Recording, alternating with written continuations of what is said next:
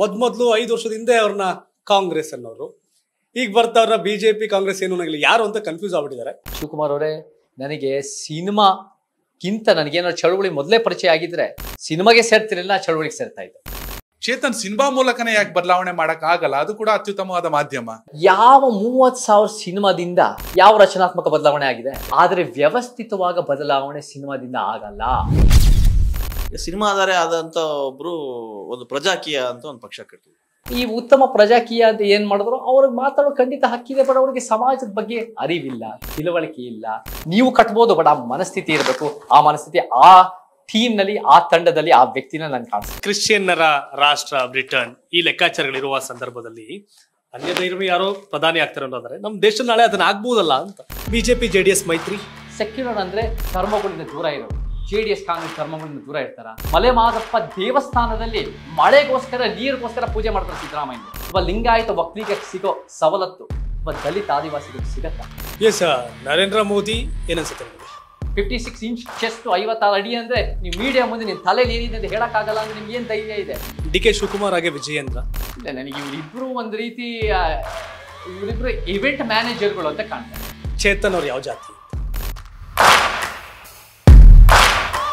ಎಲ್ರಿಗೂ ನಮಸ್ಕಾರ.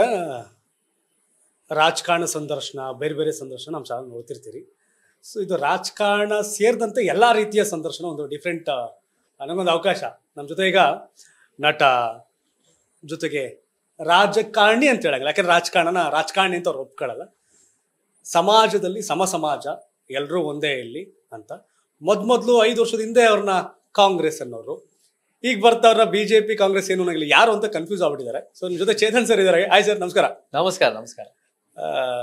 ಆ ದಿನಗಳು ಚೇತನ್, ಮೈನಾ ಚೇತನ್, ಸಿನಿಮಾಗಳು ಬಂದಾಗ ಚೇತನ್ ಅವ್ರನ್ನ ಎಲ್ಲರೂ ಒಂದು ರೀತಿ ಇಷ್ಟಪಡೋದು. ಬಟ್ ಸಮಾಜದಲ್ಲಿ ಹೋರಾಟಕ್ಕೆ ಕಾಲಿಟ್ರಿ, ಭಾಳಷ್ಟು ಚರ್ಚೆಗಳಿಗೆ ಕಾರಣ ಆಗಿದ್ರಿ. ಚೇತನ್ ಅವ್ರು ಯಾಕೆ ಹಿಂಗೆ, ಏನಾಗಬೇಕು ಅಂದ್ಕೊಂಡಿದ್ರಿ, ಏನಾಗಿದ್ದೀರಿ? ನಾನು 18 ವರ್ಷದ ಹಿಂದೆ ಕರ್ನಾಟಕಕ್ಕೆ ಬಂದಾಗ ರಂಗಭೂಮಿ ಮುಖಾಂತರ, ಕಲೆಯ ಮುಖಾಂತರ ಬದಲಾವಣೆ ಅಂತ ನಿರೀಕ್ಷೆ ಮಾಡಿದ್ರು.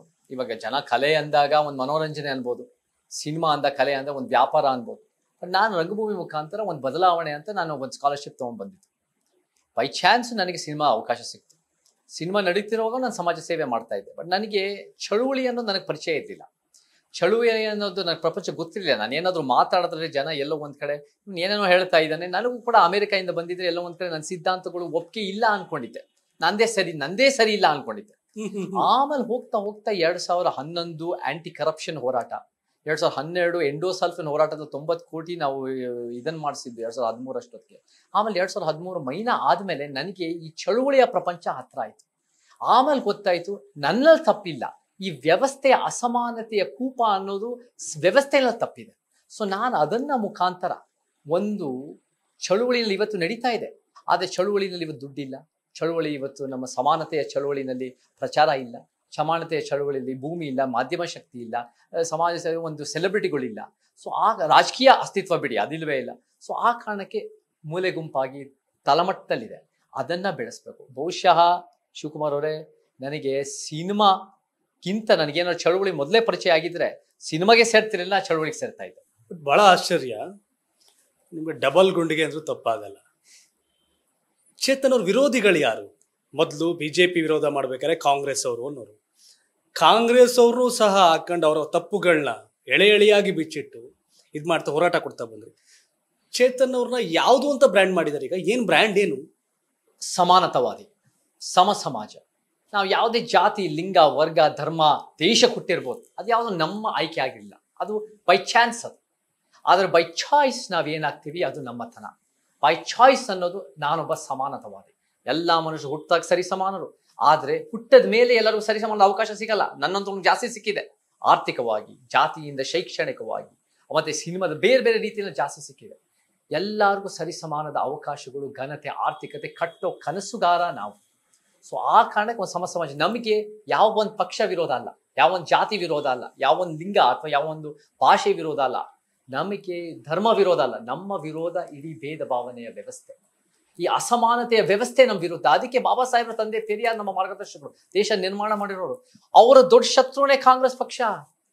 ಕಾಂಗ್ರೆಸ್ ಪಕ್ಷ ನಮಗೂ ಕೂಡ ಯಥಾಸ್ಥಿತಿವಾದ, ಅದು ನಮ್ಮ ಸೈದ್ಧಾಂತಿಕ ಶತ್ರು. ದಲಿತರ ಶತ್ರು ಕಾಂಗ್ರೆಸ್. ಅಸಮಾನತೆ ಉಳಿಸೋದ್ರಲ್ಲಿ ಕಾಂಗ್ರೆಸ್ ಎತ್ತಿದ ಕೈ. ದಲಿತರು ಮತ್ತೆ ಯಾರು ಸಮಾನತೆ ಬಯಸ್ತಾರೋ ಅವರೆಲ್ಲರಿಗೂ ಶತ್ರು ಕಾಂಗ್ರೆಸ್. ಭಯ ಇಲ್ವಾ ನಿಮ್ಗೆ? ಭಯ ಭಯ ಸತ್ಯ ಹೇಳ್ತಿರೋ ನಾನು, ಅವ್ರಿಗೆ ಭಯ ಇರಬೇಕು. ಅಸಮಾನತೆ ಮೇಲೆ ನಿಂತ್ಕೊಂಡು ಮೆರಿತಾ ಇರೋ ಈ ವ್ಯವಸ್ಥೆನಲ್ಲಿ ಅವ್ರಿಗೆ ಭಯ ಇರಬೇಕು. ನಾವು ಸತ್ಯ ಹೇಳ್ತಾ ಇದ್ವಿ. ನಾನು ಯಾವತ್ತೂ ಕೂಡ ಒಂದು ವಿಚಾರನೂ ಕೂಡ ಸುಳ್ಳು, ಅಂಕಿಅಂಶಗಳ ಸುಳ್ಳು ಅಥವಾ ಯಾವ್ದಾದ್ರು ಒಂದು ವಿಚಾರ ನಾನು ಪುರಾವೆ ದಾಖಲೆ ಇಲ್ಲದೆ ಹೇಳ್ತಾ ಇದ್ದೀನಿ ಅಂತ ತೋರಿಸಿ. ಹೋರಾಟ ಮಾರಾಟ ಆಗಿರೋ ಟೈಮ್. ಯಾರೋ ಒಬ್ಬ ಅಲ್ಲಿ ಫ್ರೀಡಂ ಪಾರ್ಕ್ ಹತ್ರನೋ ಮಹಾತ್ಮ ಗಾಂಧಿ ಸ್ಟ್ಯಾಚು ಮುಂದೆ ಪ್ರತಿಭಟನೆ ಮಾಡ್ತಾ ಇದ್ರೆ ಆತನಿಂದೆ ವಿಪಕ್ಷ ಇರುತ್ತೆ, ಇಲ್ಲ ಆಡಳಿತ ಪಕ್ಷ ಇರುತ್ತೆ. ಇದು ಓಪನ್ ಸೀಕ್ರೆಟ್. ಇವತ್ತು ಜನ ಪ್ರತಿಯೊಬ್ಬರು ಅದನ್ನು ಮಾತಾಡ್ತಾರೆ. ಪ್ರಬಲ ಪಕ್ಷಗಳ ವಿರುದ್ಧ ಹೋರಾಟ ಮಾಡ್ತಿದ್ದೀರಿ. ನಾವು ಪ್ರಬಲ ಪಕ್ಷಗಳ ವಿರುದ್ಧ ಒಂದ್ ಹೇಳ್ತೀವಿ, ನಮ್ಮ ಶತ್ರು ಇರೋದು ಅಸಮಾನತೆಯ ವ್ಯವಸ್ಥೆ. ಹಾಗಿದ್ದಾಗ ರಾಜಕೀಯ ಪಕ್ಷಗಳು ಇರ್ಬೋದು, BJP, Congress, JDS, AAP, communist, TPI ರಾಜಕೀಯ ಪಕ್ಷಗಳು. ಹಾಗೆ ವ್ಯವಸ್ಥಿತ ಶಕ್ತಿಗಳು ಅಂದ್ರೆ ಪುರುಷ ಪ್ರಧಾನ ವ್ಯವಸ್ಥೆ, ಬ್ರಾಹ್ಮಣ್ಯದ ವ್ಯವಸ್ಥೆ, ಬಂಡವಾಳಶಾಹಿ ವ್ಯವಸ್ಥೆ, ಹಿಂದುತ್ವದ ವ್ಯವಸ್ಥೆ, ಭಾಷೆಯ ತಾರತಮ್ಯದ ವ್ಯವಸ್ಥೆ, ಇವೆಲ್ಲ ರಚನಾತ್ಮಕ ಶಕ್ತಿಗಳು. ಮತ್ತೆ ಈ ಧಾರ್ಮಿಕ ಚೌಕಟ್ಟು ನಮ್ಮ ಧರ್ಮಗಳ ವಿರುದ್ಧ ಅಲ್ಲ. ಧರ್ಮಗಳಲ್ಲಿ ನಮ್ಮ ಸತ್ಯ ಧರ್ಮ, ಜ್ಯೋತಿಬಾ ಫುಲೆ, ಬಾಬಾ ಸಾಹೇಬ್ ನವಯಾನ ಧರ್ಮ, ಬೌದ್ಧ ಧರ್ಮ, ಬಸವ ಧರ್ಮ, ಈ ಧರ್ಮಗಳ ಬಗ್ಗೆ ಎಲ್ಲ ನನಗೆ ಬಹಳ ಗೌರವ, ಪ್ರೀತಿ, ವಿಶ್ವಾಸ ಇದೆ. ಆದ್ರೆ ಅಸಮಾನತೆಯ ಧರ್ಮಗಳು ಯಾವ್ದು ಹೇಳ್ತವೆ? ಅಸಮಾನತೆ, ಮೌಢ್ಯ ಮತ್ತು ಹಿಂಸೆ, ಅದು ವೈದಿಕ ಧರ್ಮ ಮತ್ತೆ ಜೂಡಿಯೋ ಕ್ರಿಶ್ಚಿಯನ್ ಇಸ್ಲಾಮಿಕ್ ಧರ್ಮಗಳು, ಇವು ಕೂಡ ಸೈದ್ಧಾಂತಿಕ ನಮ್ಮ ವಿರೋಧ ಇದೆ. ಹಾಗಿದ್ದ ನೀವು ಪೂಜೆ ಮಾಡಬಾರ್ದು ಅಂತ ಹೇಳ್ತಾ ಇಲ್ಲ. ಆರ್ಟಿಕಲ್ 25 ಎಲ್ಲರಿಗೂ ಪೂಜೆ ಮಾಡೋ ಹಕ್ಕಿದೆ, ಅದನ್ನು ಉಳಿಸ್ಕೊಡ್ತೀವಿ. ಆದ್ರೆ ದೇಶದಲ್ಲಿ ನಮಗೆ ಒಂದು ಜಾತ್ಯತೀತ ದೇಶ ಅಂದ್ರೆ ಧರ್ಮ ನಿರಪೇಕ್ಷತೆ, ಧರ್ಮಗಳಿಂದ ದೂರ ಇರೋದು. ನಮ್ಗೆ ಯಾವ ಧರ್ಮ ಬೇಕಾಗಿಲ್ಲ, ನಾವು ಸಮಾನತೆ ಕಟ್ಟಬೇಕು. ಸೊ ನಮಗೆ ವ್ಯವಸ್ಥೆ ಶತ್ರು ಅದು ಒಂದು ಪಕ್ಷಗಳಷ್ಟೇ ಅಲ್ಲ, ಎಷ್ಟೋ ವ್ಯವಸ್ಥಿತ ಶಕ್ತಿಗಳು. ಬಟ್ ನಮ್ಮ ಯೋಗಿ ಮತ್ತೆ ವಿಜಯ್ ಸರ್ ಕೂಡ ಮಾತಾಡ್ತಾರೆ. ನಾನು 3 ವರ್ಷದಿಂದ ನಿಮ್ ಸಂದರ್ಶನ ಮಾಡಿದಾಗ ನಿಮ್ಗೊಂದು ಭದ್ರತೆ ಇತ್ತು, ರಕ್ಷಣೆ ಇತ್ತು, ಗನ್ಮ್ಯಾನ್ ಇತ್ತು. ಶತ್ರುಗಳ ಸಂಖ್ಯೆ ಜಾಸ್ತಿ ಆಗಿದೆ, ಗನ್ಮ್ಯಾನ್ ಕೊಟ್ಟಿಲ್ವಲ್ಲ, ಯಾಕೆ ಕೊಟ್ಟಿಲ್ಲ? ಅದು ನನಗೆ ಯಾಕೆ ಅಂತ ನೀವು ಅವ್ರನ್ನೇ ಕೇಳಬೇಕು. ನನಗೆ 2 ವರ್ಷದಿಂದ ಜೈಲ್ಗೆ ಹಾಕಿ, ಅವಾಗ ಬಿಜೆಪಿ ಸರ್ಕಾರ ನಾನು ಫಸ್ಟ್ ಟೈಮ್ ಜೈಲ್ಗೆ ಹಾಕಿದಾಗ ಗನ್ಮ್ಯಾನ್ ಕಿತ್ಕೊಂಡು 1.5 ವರ್ಷ ಬಿಜೆಪಿ ಕೊಡ್ಲಿಲ್ಲ. ಇವಾಗ 6 ತಿಂಗಳು 7 ತಿಂಗಳಾಯ್ತು ಕಾಂಗ್ರೆಸ್ ಅವರನ್ನೇ ಕೇಳಿದ್ರು, ಅವ್ರಿಗೆಲ್ಲ ಥ್ರೆಟ್ಗಳು ಇದ್ರು. ನಾನು ಎಲ್ಲೋ ಒಂದ್ ಕಡೆ ಅವ್ರ ಪರವಾಗಿಲ್ಲ, ಅವರಿಗೆ ನಾವೇನು ಎಷ್ಟೋ ಜನ ಬುದ್ಧಿಜೀವಿಗಳು ವಿಚಾರವಂತತೆ ಹೇಳ್ಕೊಳ್ಳೋರು ಅವರೆಲ್ಲ ಹೆಚ್ಚು ಕಮ್ಮಿ ಚಮಚಾಗಿರಿ ಮಾಡ್ತಾ ಇರೋದು ನಾವು ಮಾಡಲ್ಲ, ನಾವು ನಿಜವೂ ಸತ್ಯ ಹೇಳ್ತೀವಿ ಅಂತ ಎಲ್ಲ ಒಂದ್ ಕಡೆ ಆ ಉದ್ದೇಶದಿಂದ ನಾವು ಕೊಡ್ತಾ ಇಲ್ವಾ ಅನ್ನೋ ಪ್ರಶ್ನೆ ಬಂದೇ ಬರುತ್ತೆ. ಸೊ ನಮಗೆ ಕೊಡ್ತಾ ಇಲ್ಲ. ಜ್ಞಾಪಕ ಇಟ್ಕೊಳ್ಳಿ, 2015ರಲ್ಲಿ 2017ರಲ್ಲಿ MM ಕಲಬುರ್ಗಿ ಮತ್ತು ಗೌರಿ ಲಂಕೇಶನ್ ಸಾಯಿಸಿದಾಗ ಕಾಂಗ್ರೆಸ್ ಸರ್ಕಾರ, ಸಿದ್ದರಾಮಯ್ಯ ಸರ್ಕಾರನೇ ಇತ್ತು. ಅವರು ಯಾರು ಉದ್ದೇಶಪೂರ್ವಕ ಮಾಡಿದ್ದಾರೆ ಅಂತ ನಾನು ಆರೋಪ ಮಾಡ್ತಾ ಇಲ್ಲ. ಆದ್ರೆ ಅವರಲ್ಲೆಲ್ಲೋ ಒಂದು ಬೇಜವಾಬ್ದಾರಿ ಇದೆಯಾ ಅಂತ ಪ್ರಶ್ನೆ ಬರುತ್ತೆ. ಇವತ್ತಿನ ದಿನ ನಮ್ಮನ್ನು ಪ್ರೊಟೆಕ್ಟ್ ಯಾಕೆ ಮಾಡ್ತಾ ಇಲ್ಲ? ಪ್ರಜಾಪ್ರಭುತ್ವ ಎತ್ತಿ ಹಿಡಿತಿರೋ ನಾವು. ಪ್ರಾಮಾಣಿಕ ಹೋರಾಟಗಾರರು ಅರ್ಥ ಮಾಡ್ಕೋಬೇಕಾಗತ್ತೆ. ಹಾಗಾದ್ರೆ ಹೋರಾಟ ಯಾರ್ದೋ ಒಬ್ರು ವೆಪನ್ ಆಗ್ಬಾರ್ದು, ಹೋರಾಟ ಪಕ್ಕ ಇದಾಗ ಇವೆಲ್ಲ ಫೇಸ್ ಮಾಡ್ಬೇಕಾಗತ್ತೆ. ಇವೆಲ್ಲ ನಿಜವಾಗ್ಲೂ ನೀವು ಬುದ್ಧ, ಬಸವ, ಅಂಬೇಡ್ಕರ್ ಅಂತ ಬಹಳ ಜನ ಹೇಳ್ಬೋದು. ಇವತ್ತಿನ ದಿನ ನಿಜವಾಗ್ಲೂ ಶರಣ ತತ್ವವನ್ನು ಮುಂದುವರಿಸ್ತಾ ಇದ್ರೆ, ಅಂಬೇಡ್ಕರ್ ತತ್ವ, ಪೆರಿಯಾರ್ ತತ್ವ, ಕುವೆಂಪು ತತ್ವವನ್ನು ಮುಂದುವರಿಸ್ತಾ ಇದ್ರೆ ನೀವು ಜೈಲ್ಗೆ ಹೋಗಕ್ ಮಾಡ್ತಾರೆ. ನಿಮಗೆ ಬೆದರಿಕೆ ಬರುತ್ತೆ, ನಿಮ್ಮನ್ನ ಕೆಟ್ಟವ್ರು ಮಾಡ್ತಾರೆ, ನಿಮಗೆ ಬೈಗಳ ಮಾಡ್ತಾರೆ, ನಿಮಗೆ ಎಲ್ಲೋ ಒಂದ್ ಕಡೆ ನೀವು ಹೇಳೋದು ಹುಚ್ಚತನ ಅಂತ ಹೇಳ್ತಾರೆ. ಆದ್ರೆ ಇದೆಲ್ಲ ಫೇಸ್ ಮಾಡ್ಬೇಕು. ಅವರ ಕಾಲಘಟ್ಟದಲ್ಲಿ ಅವರೆಲ್ಲ ಫೇಸ್ ಮಾಡಿದ್ದಾರೆ. ನಾವು ಒಂದು ಅಳಿಲ್ ಸೇವೆ ರೀತಿಯಲ್ಲಿ ಅವ್ರ ವಿಚಾರನ ಮುಂದುವರಿಸ್ತಾ ಇದೀವಿ. ಬಟ್ ನಮಗೂ ಕೂಡ ಫೇಸ್ ಆಗ್ತಾ ಇದೆ, ಯಾಕಂದ್ರೆ ಆ ಸಿದ್ಧಾಂತದ ಮುಖಾಂತರ ನಾವು ಮುಂದುವರಿಸ್ತಾ ಇದೀವಿ. ಸೊ ಇದೆಲ್ಲ ಸಹಜ, ಇದೆಲ್ಲ ಬಂದೇ ಬರುತ್ತೆ ಅಂತ ನನ್ಗೆ ಗೊತ್ತಿತ್ತು, ಇದೆಲ್ಲ ಬರ್ತಾ ಇದೆ. ಬಟ್ ಒಂದೇನು ನಾನು ಕ್ಲಿಯರ್, ಚೇತನ್ ಅವರ ವಿಚಾರಗಳು ಮತ್ತೆ ಹೋರಾಟ ಇವೆಲ್ಲವನ್ನು ನೋಡಿದಾಗ ಚೇತನ್ 100% ಕರೆಕ್ಟ್ ಶಿವು ಕಡೆಯಿಂದ, ಅದು ಓಪನ್ ನಾನು ಹೇಳ್ತೀನಿ. ಯಾಕಂದ್ರೆ ದೊಡ್ಡ ಗುಣ. ಆದರೆ ಕಾಂಗ್ರೆಸ್, ಬಿಜೆಪಿ, JDS ಎಲ್ಲರೂ ಅದೇ ಆದಾಗ ಆಲ್ಟರ್ನೇಟಿವ್ ಯಾರು, ಆಯ್ಕೆ ಯಾರು ಜನಕ್ಕೆ? ಮತ್ತೆ ಆಲ್ಟರ್ನೇಟಿವ್ ಕಟ್ಟಬೇಕು ನಾವು ಶಿವಕುಮಾರ್ ಅವರೇ. ಆಲ್ಟರ್ನೇಟಿವ್ ಆಕಾಶದಿಂದ ಎಲ್ಲೋ ಒಂದ್ ಕಡೆ 5 ವರ್ಷಕ್ಕೊಂದ್ಸಲಿ ಬಿದ್ದ್ಬಿಡುತ್ತೆ. ನಾವೆಲ್ಲೋ ಒಂದ್ ಕಡೆ ಉತ್ತಮ ಈಕಿಯ ಉತ್ತಮ ಆಕಿಯ ಅಂತ ಮಾಡ್ಕೊಂಡು ನಗೆ ಪಾಠ ಆಗಕ್ಕಾಗಲ್ಲ. ಬಹಳ ಮುಖ್ಯವಾಗಿ ನೀವೇನ್ ಮಾಡ್ಬೇಕು ಅಂದ್ರೆ, ಒಂದು ರಾಜಕೀಯ ಚಳವಳಿ ಆಗ್ಬೇಕು ಅಂದ್ರೆ, ಒಂದು ಸಾಮಾಜಿಕ ಚಳವಳಿ ಆಗ್ಬೇಕು. ಅದಕ್ಕೆ ಒಂದು ಮಾನಸಿಕ ಯೋಚನೆಗಳು ಬರ್ಬೇಕು. ಈ ಸಿದ್ಧಾಂತ, ಈ ದೃಷ್ಟಿಕೋನದಿಂದ ನೋಡ್ಬೋದು. ಸಮಾಜದ ದೃಷ್ಟಿಕೋನದಿಂದ ನೋಡಬೇಕು ಅಂದ್ರೆ ಎಲ್ಲಾ ಮಟ್ಟದಲ್ಲಿ, ಊರಲ್ಲಿ 224 ಕ್ಷೇತ್ರದಲ್ಲಿ ಹರಡಿಸ್ಬೇಕು. ಹೋರಾಟ, ಚಳವಳಿ, ಸಂಘಟನೆ ಮುಖಾಂತರ ಕಟ್ಟಬೇಕು. 1 ತಲೆಮಾರಲ್ಲ, 2ನೇ ತಲೆಮಾರು ತಯಾರಾಗಬೇಕು. ಅವಾಗ ನಾವು ದೊಡ್ಡ ಮಟ್ಟಕ್ಕೆ ಒಂದು ರಾಜಕೀಯವಾಗಿ ಒಂದು ಶಕ್ತಿಯಾಗಿ ಮಾಡ್ಬೋದು. ಅದು ಇದ್ದಕ್ಕಿಂದದೇ ಆಗೋಲ್ಲ. ಸಿನಿಮಾದಲ್ಲಿ ಒಂದ್ ರಾತ್ರಿನಲ್ಲಿ ಒಂದು ಒಳ್ಳೆ ಸಿನಿಮಾ ಕೊಟ್ರೆ, ಒಂದ್ ರಾತ್ರಿಲಿ ಹಿಟ್ಟಾಗಿ ಎಷ್ಟೋ ಕೋಟಿ ದುಡ್ಡು ಮಾಡ್ಕೋಬಹುದು ಎಷ್ಟೋ ದಿನಗಳಲ್ಲಿ. ಆದ್ರೆ ಒಂದು ಚಳುವಳಿ ಮಾಡ್ಬೇಕು ಅಂದ್ರೆ ಜೀವ ಪೂರ ಸಾಧನೆ, ಅದ್ ತಲೆಮಾರುಗಳು ಬೇಕು, ಅದೆಷ್ಟೋ ದಶಕಗಳು ಬೇಕು. ನಮ್ಮ ಜೀವಮಾನದಲ್ಲಿ ಆಗತ್ತೋ ರಾಜಕೀಯವಾಗಿ ನನಗೆ ಗೊತ್ತಿಲ್ಲ. ಬಟ್ ಆ ಪಾಯ ನಾವು ಇಟ್ಟೋಗ್ತೀವಿ. ಅದ್ರ ನಂತರ ನಾವ್ ಹೆಂಗ್ ಮಾಡ್ಬೇಕು ರಾಜಕೀಯವಾಗಿ ಆಲೋಚನೆ ಮಾಡ್ಬೇಕು. ಬಟ್ ದಿಢೀರ್ ಮಾಡಕ್ಕಾಗಲ್ಲ, ದುಡ್ಕೊಂಡು ಮಾಡಕ್ಕಾಗಲ್ಲ. ಯಾಕಂದ್ರೆ ನಮ್ಗೆ ನಮ್ಗೆ ಬೇಜಾರಿಲ್ಲ. ಅದೇ ನಮ್ಮ ಸಿದ್ಧಾಂತ, ಅದೇ ಸತ್ಯ, ಅದೇ ಪರಿವರ್ತನೆ, ಅದಕ್ಕೆ ಸೋಲಾಗಬಾರ್ದು. Sir correct. ನಿಮ್ಮ ತತ್ವ ಸಿದ್ಧಾಂತಗಳನ್ನ ಒಪ್ಕೊಂಡು ಅಪ್ಕೊಳ್ಳೋರು ತುಂಬಾ ಜನ ಇದ್ದಾರೆ. At the same time Chetan ಅಂದಾಗ ನಟನಾಗಿ ಕೂಡ ಆ ದಿನಗಳು ಚೇತನ್, ಆ ಸಾಂಗು, ನಂತರ ಬಂದಂತ ಮೈನಾ ಎಲ್ಲವೂ ಸಂದೇಶವನ್ನ ಕೊಡ್ತು. ಆಯ್ತಾ, ಚೇತನ್ ಸಿನಿಮಾ ಮೂಲಕನೇ ಯಾಕೆ ಬದಲಾವಣೆ ಮಾಡಕ್ ಆಗಲ್ಲ? ಅದು ಕೂಡ ಅತ್ಯುತ್ತಮವಾದ ಮಾಧ್ಯಮ. ಯೋಗೇಶ್ವರೇ, ಇವತ್ತಿನ ದಿನ ನಾನು 18 ವರ್ಷದಿಂದ ಅಮೆರಿಕ ಬಂದಾಗಿದೆ. ಕನ್ನಡದಲ್ಲಿ ಒಂದು 800 ಸಿನಿಮಾ ಒಂದೊಂದು ವರ್ಷ ಬರ್ಬೋದು. ಒಂದು 10 ಸಿನಿಮಾದಂಗ 20-30 ಸಾವಿರ ಸಿನಿಮಾ ಬಂದಿದೆ. ಯಾವ 30,000 ಸಿನಿಮಾದಿಂದ ಯಾವ ರಚನಾತ್ಮಕ ಬದಲಾವಣೆ ಆಗಿದೆ? ಎಸ್, ನಾವೆಲ್ಲ ಕೇಳಿದೀವಿ, ನೋಡಿದೀವಿ ಒಂದಷ್ಟು ಬದಲಾವಣೆಗಳು. ಬಂಗಾರದ ಮನುಷ್ಯ ಬಂದಾಗ ಎಷ್ಟೋ ಜನ ಪಟ್ಟ ಬಿಟ್ಟು ಹೋಗ್ಬಿಟ್ರು ವೈಯಕ್ತಿಕವಾಗಿ. ಹೌದು, ವೈಯಕ್ತಿಕವಾಗಿ ನಾನು ಹೇಳ್ತಿದ್ದು ವ್ಯವಸ್ಥಿತವಾಗಿ. ಫಸ್ಟ್ ಆಫ್ ಆಲ್, ಬಂಗಾರದ ಮನುಷ್ಯ 18 ವರ್ಷದಲ್ಲಿ ಬಂದಿಲ್ಲ. ನಾನು ಹೇಳ್ತಿದ್ದು 30,000 18 ವರ್ಷದಲ್ಲಿ. ಆ ಕಾಲಘಟ್ಟದಲ್ಲಿ ಯಾವ ಒಂದು ವೈಯಕ್ತಿಕ ಮನ ಪರಿವರ್ತನೆ ಆಗಿ ಮಾಡ್ಬೋದು. ಇವತ್ತಿಗೂ ಯಾವ್ದೋ ಒಂದು ರಾಜ್ಕುಮಾರ್ ಸಿನಿಮಾ ನೋಡಿದ್ರೆ ಯಾವ್ದೋ ಒಂದು ತಂದೆ ತಾಯಿ ನೋಡ್ಕೋಬೇಕು ಅನ್ನೋ ಒಂದು ಮನಸ್ಥಿತಿ ಬರ್ಬೋದು. ಮಾತನ್ನ ಯಾರೋ ಬೇರೆ ಹೋರಾಟಗಾರ ಜೊತೆ ಆಡ್ಲಿಕ್ಕೆ ಆಗಲ್ಲ. ಚೇತನ್ ಅವ್ರಿಗೆ ಆ ಶಕ್ತಿ ಇದೆ. ಆದ್ರೆ ವ್ಯವಸ್ಥಿತವಾಗ ಬದಲಾವಣೆ ಸಿನಿಮಾದಿಂದ ಆಗಲ್ಲ. ರಚನಾತ್ಮಕವಾದ ಬದಲಾವಣೆ ನಾವು 10-12 ವರ್ಷಗಳಿಂದ ನಾವು ಹೋರಾಟ ಮಾಡ್ಕೊಂಡು ನಾನು ಒಂದು ದೊಡ್ಡ ಪಟ್ಟಿ ಕೊಡ್ತೀನಿ ನಮ್ಮ ರಚನಾತ್ಮಕ ಬದಲಾವಣೆ. ಆಯ್ತು, ಸಿನಿಮಾ ಮಂದಿ ರಾಜಕೀಯಕ್ಕೂ ಬರ್ತಾರೆ, ಮುಖ್ಯಮಂತ್ರಿನೂ ಆಗ್ತಾರೆ. ಅವೆಲ್ಲ ಈ ಪಕ್ಷ ಅವೆಲ್ಲ ಅವರ ವೈಯಕ್ತಿಕ ಲಾಭದಿಂದ ಆಗ್ತಾರೆ, ಅವ್ರ ವೈಯಕ್ತಿಕಕ್ಕೋಸ್ಕರ ಆಗ್ತಾರೆ. ಒಂದ್ ಪಕ್ಷಗಳು ಸೇರ್ತಾರೆ, ಸಾಮಾಜಿಕ ಪರಿವರ್ತನೆಗೋಸ್ಕರ ನಿಂತ್ಕೊಳ್ಳಲ್ಲ. ಎರಡನೇದು. ಮೂರನೇದು, ಇವತ್ತಿನ ದಿನ ವಿಚಾರ ಬರಬೇಕು ಅಂದ್ರೆ ರೈಟರು, ಡೈರೆಕ್ಟರು ಆ ಆಲೋಚನೆ ಇಟ್ಕೊಂಡು ಮಾಡಬೇಕು. ಅದನ್ನ ನಾನಲ್ಲ, ನಾನೊಬ್ಬ ನಟ ಅಂದ್ರೆ ಕೈಗೊಂಬೆ. ಅವರ ಆಲೋಚನೆಯಿಂದ ಅವ್ರು ಆ ದಿನಗಳು ಮಾಡಿದ್ರು, ಮೈನಾ ಮಾಡಿದ್ರು, ಒಳ್ಳೆ ಸಿನಿಮಾ ಕೊಟ್ಟರು, ಚೆನ್ನಾಗಾಯ್ತು. ನಾನ್ ಬಿಟ್ಟು ನೀವು ಮಾಡಿದ್ರು ಚೆನ್ನಾಗ್ ಆಗ್ತಾ ಇತ್ತು. ಒಳ್ಳೆ ಕತೆ, ಒಳ್ಳೆ ಸಿನಿಮಾ ಬಂದ್ರೆ ಆ ಮೂಲಕ ನೀವು ಮತ್ತೆ ರೆಡಿ ಇದ್ದೀರಾ. ಒಳ್ಳೆ ಕತೆ, ಒಳ್ಳೆ ಸಿನಿಮಾ ಮಾಡಿದ್ರೆ ರೆಡಿ ಇದೀನಿ. ಬಟ್ ಒಳ್ಳೆ ಕತೆ, ಒಳ್ಳೆ ಸಿನಿಮಾದಿಂದ ರಚನಾತ್ಮಕ ಪರಿವರ್ತನೆ ಆಗತ್ತೆ ಅಂತ ಭ್ರಮೆನಲ್ಲಂತೂ ಇಲ್ಲ. ಅದು ಒಂದು ನಾನು ವೈಯಕ್ತಿಕವಾಗಿ ಬೆಳಿತೀನಿ ಹೊರತು ಸಮಾಜ ಬೆಳೆಯಲ್ಲ. ಓಕೆ ಸರ್, ಒಂದಷ್ಟು ಚೇತನ್ ಅವ್ರನ್ನ ಹೀರೋ ಆಗಿ ಫಾಲೋ ಮಾಡೋರು ಅಥವಾ ಹೋರಾಟಗಾರರಾಗಿ ಫಾಲೋ ಮಾಡೋರು ತುಂಬಾ ಜನ ಇದ್ದಾರೆ. ಅದು ಕಳೆದ 10 ವರ್ಷ ನಾವು ಕೂಡ ನೋಡ್ಕೊಂಡ್ ಬಂದಿದ್ದೀವಿ ಮೀಡಿಯಾದಲ್ಲಿದ್ದು. ಅದ್ರ ಜೊತೆಲಿ ಒಂದಷ್ಟು ಬದಲಾವಣೆಗಳ ಬಗ್ಗೆ ಮಾತಾಡ್ತಾ, ಮೀಸಲಾತಿ ವಿಚಾರ, ಸಮಾನತೆ ಅಂತ ಮಾತಾಡುವ, ಕ್ರಿಕೆಟ್ ನಲ್ಲಿ ಮೀಸಲಾತಿ ಬೇಕು ಅಂತ ಸೌತ್ ಆಫ್ರಿಕಾದ ಉದಾಹರಣೆಯನ್ನು ಕೊಡ್ತೀರಾ? ಅದು ಎಷ್ಟು ಮಟ್ಟಿಗೆ ಸರಿ? ಇದು ಪ್ರತಿಭೆಗೆ ಸೀಮಿತ ಆಗ್ಬೇಕಾ ಅಥವಾ ಮೀಸಲಾತಿಗೆ ಸೀಮಿತ ಆಗ್ಬೇಕಾ? ಮೀಸಲಾತಿನೇ ಪ್ರತಿಭೆ, ಮೀಸಲಾತಿನೇ ಮೆರಿಟ್. ಇವತ್ತಿನ ದಿನ ಸಿನಿಮಾ ಹೆಂಗೆ ನಡೀತಾ ಇದೆ ಕ್ರಿಕೆಟ್ ನಲ್ಲಿ ಅಂದ್ರೆ, ಯಾಕಂದ್ರೆ ಅದ್ರಲ್ಲಿ ಪವರ್ ಸ್ಟ್ರಕ್ಚರ್ ಇದೆ, ದುಡ್ಡಿದೆ. ಇವತ್ತು 48,000 ಕೋಟಿ BCCI ಈ ವರ್ಷ ₹1 ಟ್ಯಾಕ್ಸ್ ಕೊಟ್ಟಿಲ್ಲ. ಹೌದು, ಅದರಲ್ಲಿ ಆ ಒಂದು IPL ಅದು ಪ್ರೈವೇಟ್ ಎಂಟಿಟಿ ಆದ್ರೂ ಕೂಡ ದುಡ್ಡು ಟ್ಯಾಕ್ಸ್ ಕೊಟ್ಟಿಲ್ಲ. ಅವ್ರಿಗೆ ಟ್ಯಾಕ್ಸ್ ಮಾಡ್ಬೇಕು, ಅದು ಬೇರೆ ಪ್ರಶ್ನೆ. ಆದ್ರೆ ಅವ್ರ ಹತ್ರ ಬಹಳ ದುಡ್ಡಿದೆ. Richest sports entity, definitely cricket sports entity ಪ್ರಪಂಚದಲ್ಲಿ. ಸೊ ಅವ್ರು ಏನ್ ಮಾಡ್ತಾರೆ, ಯಾರಿಗೆ ಚಾನ್ಸ್ ಸಿಗತ್ತೆ ಅಂದ್ರೆ, ಯಾರಿಗೆ ಕನೆಕ್ಷನ್ಸ್ ಇದೆಯೋ, ಯಾರು ಕ್ಲಬ್ ಅಲ್ಲಿ ಆಟ ಮಾಡ್ತಾರೋ, ಯಾರು ದುಡ್ಡಿದೆಯೋ, ಯಾರು ಸಿಟೀಸ್ ಗಳಿಂದ ಬರ್ತಾರೋ, ಅವ್ರಿಗೆಲ್ಲ ಲಿಂಕ್ ಗಳಿಂದ ಚಾನ್ಸ್ ಸಿಗತ್ತೆ. ಅವರು ಒಂದು ಮಟ್ಟಿಗೆ ಪ್ರತಿಭಾವಂತರೇ. ಬಟ್ ನಿಜವಾದ ಪ್ರತಿಭಾವಂತರು ಇವತ್ತಿನ ದಿನ ನಾವು ಎಲ್ಲ ಸಮುದಾಯಗಳು ಅಡಗಿದೆ. ನಾನು 11 ಜನ ಇವಾಗ ಆಡಿದ್ದಾರೆ. 11 ಜನದಲ್ಲಿ ನೀವು ಅಂಕಿಅಂಶಗಳು ನೋಡಿದ್ರೆ 5 ಜನ ಅಪ್ಪರ್ ಕ್ಯಾಸ್ಟ್, 8ರಿಂದ 15% ಅಲ್ಲಿ 5 ಜನ ಇದ್ದಾರೆ. ಅದು ಓವರ್ ರೆಪ್ರೆಸೆಂಟ್. ಹೆಚ್ಚು ಕಮ್ಮಿ 45% ಅಲ್ಲಿ 8ರಿಂದ 15% ಬರ್ತಾರೆ ಓವರ್ ರೆಪ್ರೆಸೆಂಟ್. ಒಂದು OBC ಕಮ್ಯುನಿಟಿ ಒಂದು 55% ನಲ್ಲಿ 4 ಜನ ಇದೆ. ಸರಿ, ಅಲ್ಲಿ 9 ಜನ ಇದೆ. 2 ಮುಸಲ್ಮಾನ್ ಕಮ್ಯುನಿಟಿ. SC ST ಅಂದ್ರೆ 30% ಜನರಲ್ಲಿ ಒಬ್ಬ ಆಟಗಾರರಿಲ್ಲ. ದಲಿತರಿಗೆ ಬ್ಯಾಟ್ ಬೀಸಕ್ ಬರಲ್ವಾ? ಸಾರಿ, ನಾ ಇಂಟರಪ್ಟ್ ಮಾಡ್ತಾ ಇದ್ದೀನಿ. ಒಂದ್ ಮಾತು, ಲಾಸ್ಟ್ ಟೈಮ್ CSK IPL ಗೆದ್ದಾಗ ಅಣ್ಣಾಮಲೈ ಒಂದ್ ಮಾತು ಹೇಳ್ತಾರೆ, CSK ಗೆಲ್ಲಕ್ ಕಾರಣ BJP ಅಂತ. ಕಾರಣ ವಿನ್ನಿಂಗ್ ಶಾಟ್ ಹೊಡೆಯೋದು ಜಡೇಜಾ ಹೆಂಡತಿ, BJP MLA ರವೀಂದ್ರ ಜಡೇಜಾ ಹೆಂಡತಿ. ತುಂಬಾ ನಗೆಪಾಟ್ಲಿಗೆ ಈಡಾಗುತ್ತೆ. ನೀವೀಗ ಹೇಳ್ತಿರುವಂತ ಮೀಸಲಾತಿ ಕ್ರಿಕೆಟ್ ನಲ್ಲಿ ಬೇಕು. ಯಾವ ಮಟ್ಟದಲ್ಲಿ? ಕಲಿಕೆ ಮಟ್ಟದಲ್ಲಿ.